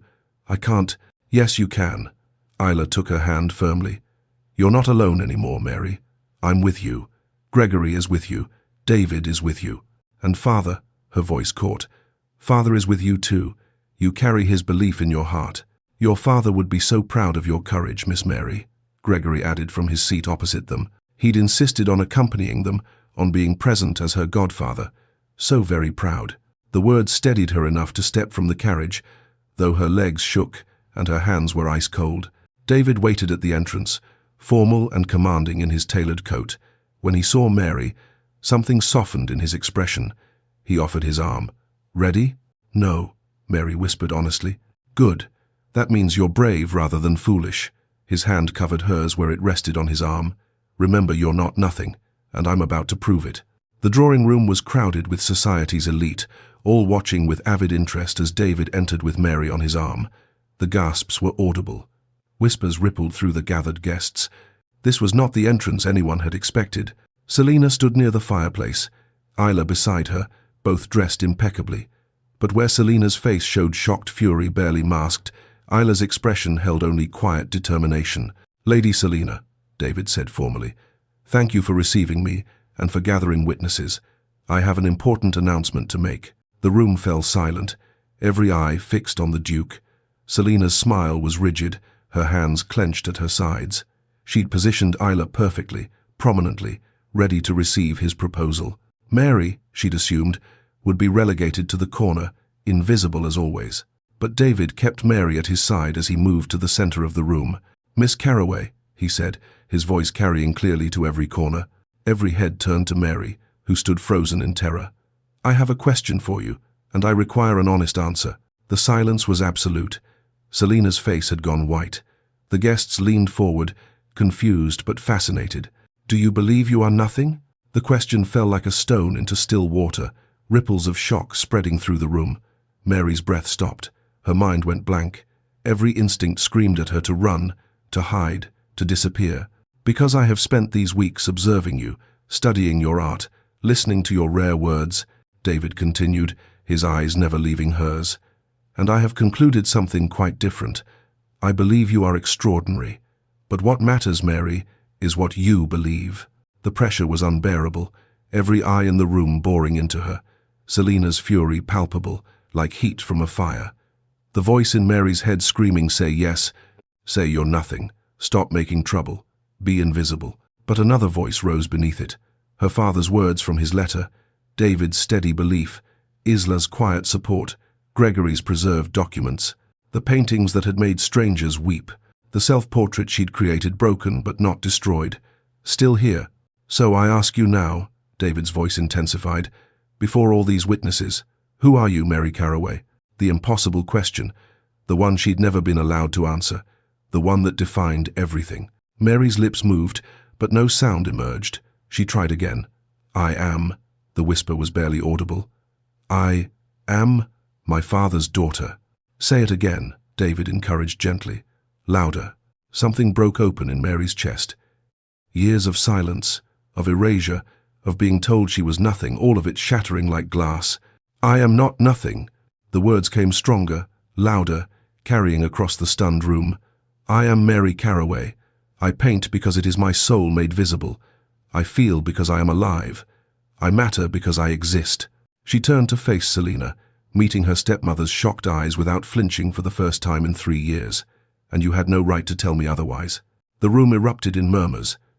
Guests exchanged glances heavy with meaning, understanding dawning on faces that had believed Selina's lies about Mary's incompetence and instability. "The poor girl is having an episode," Selina tried, her voice shrill with desperation. "You see how unstable she is, Your Grace. This is exactly why I've protected society from—" "No, Mother," Isla's clear voice cut through. She stepped forward, away from her mother's side, moving to stand beside Mary. "The only episode is the years you spent lying about Mary's talent, about Father's wishes, about everything. Isla, you don't understand. I found the letters, Mother, Father's journal, the documents about Mary's education that you burned. Gregory kept copies." Isla's voice shook but held firm. "Everyone here should know the truth. Mary isn't unstable or incompetent. She's extraordinarily talented. And you've spent 3 years destroying her because she reminded you that Father never loved you the way he loved her mother." The gasps this time were shocked, scandalized. The revelation was too dramatic, too raw for polite society, but it rang with unmistakable truth. David turned to face the assembled guests, his expression grave. "I have witnessed systematic cruelty masked as concern. I have seen extraordinary talent deliberately suppressed. I have observed a young woman convinced of her worthlessness by the very person who should have nurtured her." He looked directly at Selina. "Lady Selina, your guardianship of Mary Carraway has been a perversion of duty. I am formally challenging it before these witnesses." The social consequence was immediate. The Duke of Wellington, whose word carried weight in every drawing room in England, had publicly condemned Selina Carraway. Reputation was everything in their world, and hers was crumbling before their eyes. "She has her mother's face." Selina's composure finally shattered, rage and jealousy spilling out unchecked. "Everything I did, everything I sacrificed, and she has that woman's face. She took everything from me.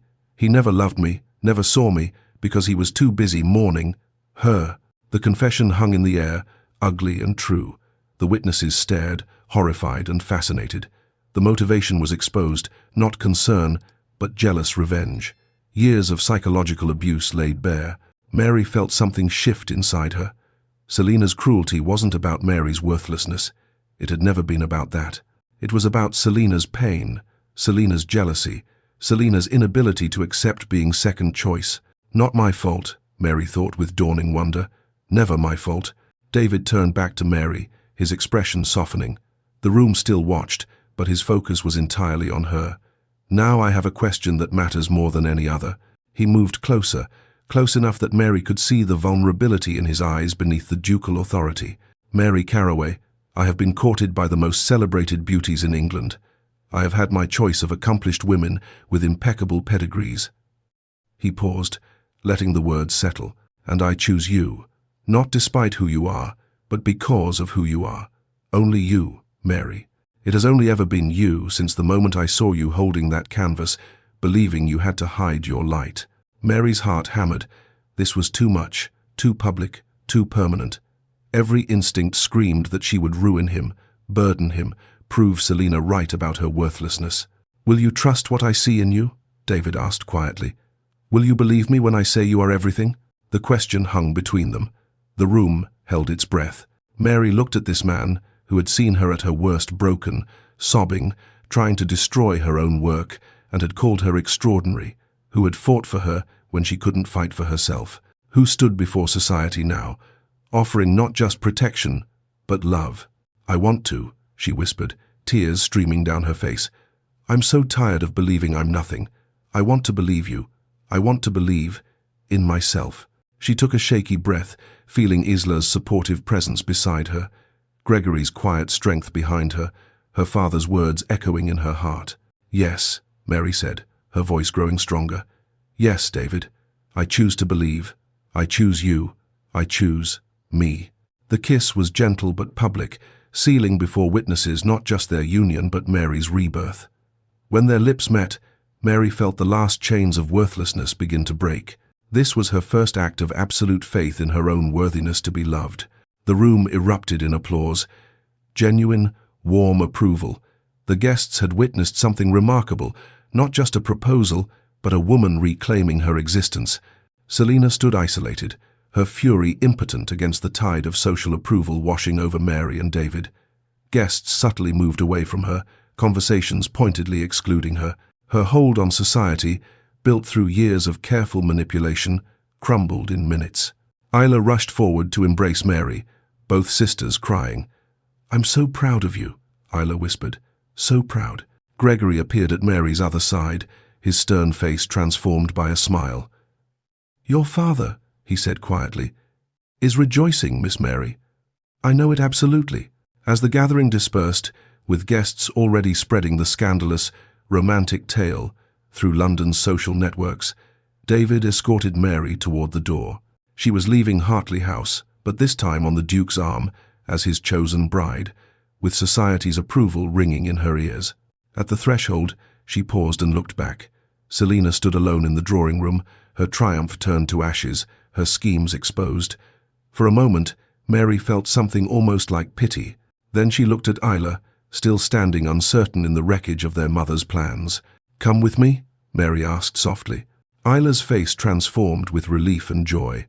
I thought you'd never ask. The two sisters walked out together, one who had been prisoner, one who had been performer, both finally free to be themselves. This isn't over, Selina's voice carried from behind them, sharp with desperate rage. I will fight this. I will. Please do, David replied calmly, not bothering to turn. I welcome the opportunity to expose you further. Every action you take will only demonstrate more clearly why Mary needed protection from your care. As Mary stepped into sunlight, walking away from her prison toward an unknown future, she felt something she barely recognized. Hope, not the fragile, desperate hope that breaks at the first hardship, but solid hope built on the foundation of people who saw her worth, of her own emerging belief, of choosing to trust that maybe, just maybe, she was extraordinary after all. Two sisters walked into freedom together, leaving destruction behind and possibility ahead. But as they rode away, Mary knew her journey wasn't complete. Believing she had worth and living as if she did were different battles. The easier one was over. The harder one, learning to inhabit her worth daily, to create without fear, to love without expecting abandonment, still lay ahead. But this time, she wouldn't face it alone. This time, she had chosen to believe. And that choice, terrifying and liberating in equal measure, was only the beginning. Chapter 8. Only You. 3 days had passed since Mary walked out of Hartley House, yet she still woke expecting punishment. The morning light streaming through the windows of Lady Catherine's London townhouse felt too bright, too generous. Mary sat at the breakfast table, hands trembling slightly as she buttered toast she would actually be allowed to eat. "You're doing it again," Isla observed, gently from across the table. Her sister had transformed in these few days, softer somehow, without their mother's expectations crushing her into performance. "Doing what?" "Apologizing with your posture." Isla reached across, touching Mary's hunched shoulder. "You're allowed to take up space here." Mary straightened, then immediately felt foolish for the effort. Healing, she was learning, was not a straight path. Some mornings she woke, believing David's words. Others, Selina's voice echoed so loudly she could barely breathe. The sound of footsteps in the hall made her pulse quicken. David appeared in the doorway, hat in hand, that gentle smile that still confused her lighting his face. "I've brought something," he said, then paused, reading her tension. "May I come in?" "Even now?" He asked permission. "Even now?" He gave her choice. "Of course." The words came easier each day, though her hands still twisted in her lap. He entered, setting a wrapped package on the table. "I thought you might want these back." Mary stared at the canvas-shaped bundle, heart hammering. "What is it?" "Open it and see." Her fingers fumbled with the twine. The wrapping fell away, revealing 3 paintings. Her paintings, the ones Selina had sold years ago.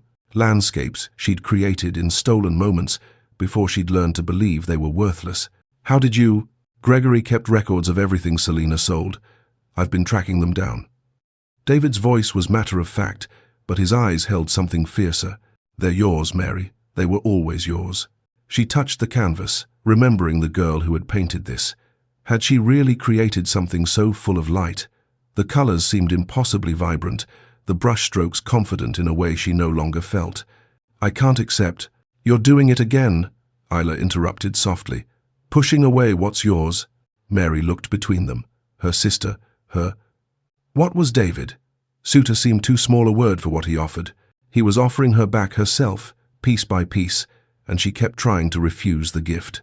"I don't know how to accept things," she admitted, voice barely above whisper. "Then learn." David pulled out a chair, sitting across from her. "We have time." But did they?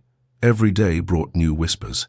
Selina's campaign of rumors painted Mary as manipulative, unstable, a social climber who had somehow ensnared London's most eligible bachelor. Each cutting word found its mark, confirming the worthlessness she'd been taught to believe. "There's something else," David said, and Mary's stomach clenched.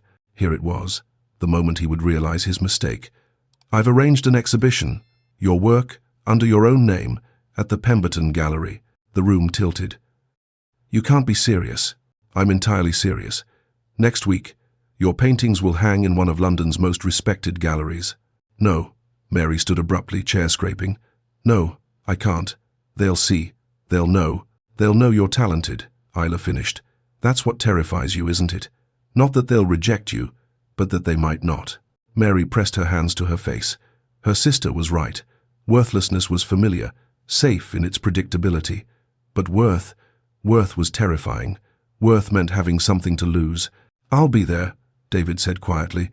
"Isla will be there. Gregory will be there. You won't face this alone. And if they hate it, if Selina is right, and I've been fooling myself all along, then we'll know." David's certainty never wavered. "But I don't believe that will happen. Your art touched someone once, a widower, who bought one of your paintings and wept over it. Your work has power, Mary. The question is whether you're brave enough to let others see it." The night of the exhibition arrived too quickly. Mary stood in the gallery's antechamber, Isla's hands steady on her shoulders, fighting the urge to flee. "I can't do this." "You can." Isla met her eyes in the mirror. "We're Caraway women. We're stronger than we were taught to believe." Through the doorway, Mary could see her paintings hung on cream-colored walls, landscapes and portraits, years of stolen creation, suddenly visible to the world. The room filled with London's art, patrons, critics, whose words could make or break reputations, society members hungry for spectacle. Gregory appeared at her elbow, distinguished in his formal attire. "Your father would burst with pride, Miss Mary. Let them see what he always knew was there." She took a breath, then another. David waited by the entrance, his presence steady as stone. He caught her eye and nodded. "You're not alone." Mary stepped into the gallery. The first hour passed in a blur of polite murmurs and curious glances. She stood rigid in the corner, watching faces as they examined her work. Some smiled, some frowned, some moved on quickly. Each reaction felt like judgment, confirmation of her inadequacy. Then Lord Ashford, London's most respected art critic, stopped before her largest piece, the painting of Hartley House's walled garden, roses tangled with wild hope. He studied it for long minutes while Mary's heart threatened to break through her ribs. "Remarkable," he said finally, loud enough for others to hear. "The emotional depth, the technical skill. This reminds me of Constable, but with something uniquely its own." "Who is this artist?" "Miss Mary Carraway," someone answered. "She must accept commissions. I know 3 collectors who would pay handsomely for such work." The room shifted. Others gathered around her paintings, their interest no longer merely polite.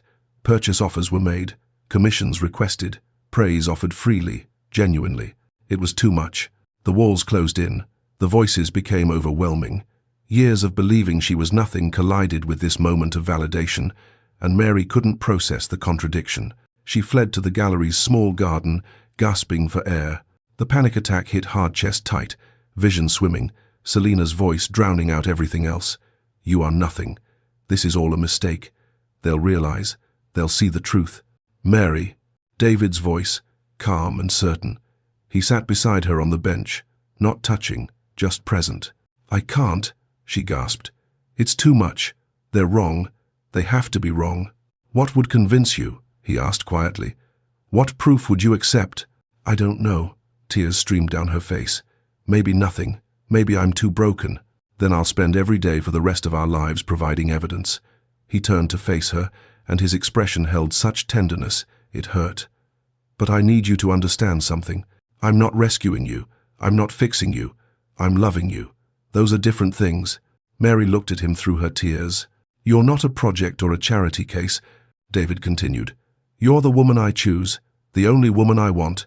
But you have to choose too, Mary. You have to decide if you're brave enough to believe you might be worth loving." The question hung between them, massive and terrifying. What did she want? Not what should she do, not what was proper or safe. What did Mary Carraway want? "I want to believe I'm worth loving," she whispered. "I want to believe I matter. I want you." "Then choose it. Choose to believe. Even if you have to choose it again, tomorrow, and the day after. Choose." Mary drew a shaking breath. "I don't know if I'll ever fully believe it. The voice that tells me I'm nothing, it's still there. But I want to try. I want to choose different." She met his eyes. "Yes, David, I choose you. I choose us. I choose me." He kissed her then, not their first kiss, but different somehow. Not rescue, but partnership. Not salvation, but commitment to the daily work of believing in worth. When they finally drew apart, Isla stood in the doorway, tears streaming down her face, smiling with fierce joy. 6 months later, Mary stood in her studio, her own studio, in the London townhouse she shared with David, paintbrush in hand, late afternoon sun streaming through tall windows. The canvas before her showed her own face, but not as Selina had taught her to see it. This woman had scars, yes, haunted eyes that still held shadows, but also strength, hope, the courage to keep choosing belief, even when doubt whispered. At the bottom, in careful script, she'd written, "Only me." Still painting, David entered, his daily ritual of watching her create. "Always," she smiled, adding a touch of light to the painted eyes. "I still hear the voice sometimes, the one that says I'm nothing." "And what do you tell it?" "I tell it that it's wrong." Mary set down her brush, turning to face her husband. "And then I paint anyway." Gregory had taken the position of household steward, finally able to fulfill his promise to her father. Isla had married a kind scholar who valued her mind over her beauty. Their sisterhood healed and strengthened. Even news of Selina came occasionally isolated in the countryside, abandoned by the society she'd manipulated for so long. But Mary no longer needed to know Selina was suffering to believe in her own worth. That was the real victory. "Only you, Mary," David said softly, as he did every day. "Only ever you." She turned back to her painting, the woman she was becoming, still scarred but no longer broken, still haunted but no longer imprisoned. The woman who had learned that psychological liberation wasn't a single moment of revelation, but a daily choice to believe. And in choosing to believe in herself, Mary Carraway found something rarer than love, rarer than art, rarer than anything society could offer. She found herself, and discovered she had always been extraordinary. The canvas caught the afternoon light, paint still wet, full of possibility. Tomorrow she would choose again, and the day after, and the day after that. But today she was enough. Mary's story reminds us that our worth isn't determined by those who tried to diminish us. It's inherent, waiting to be chosen. If her journey from invisibility to self-belief moved you, let me know in the comments. What was the moment that made you believe she would make it? And if you know someone who needs to hear that they matter, that they're not nothing, share this story with them. Sometimes we all need to be reminded that we're worthy of love, worthy of dreams, worthy of taking up space. Subscribe for more stories of resilience, romance, and women who refuse to stay small, because every voice matters, every story matters. You matter. Until next time, keep choosing to believe in yourself, even when doubt whispers, especially then.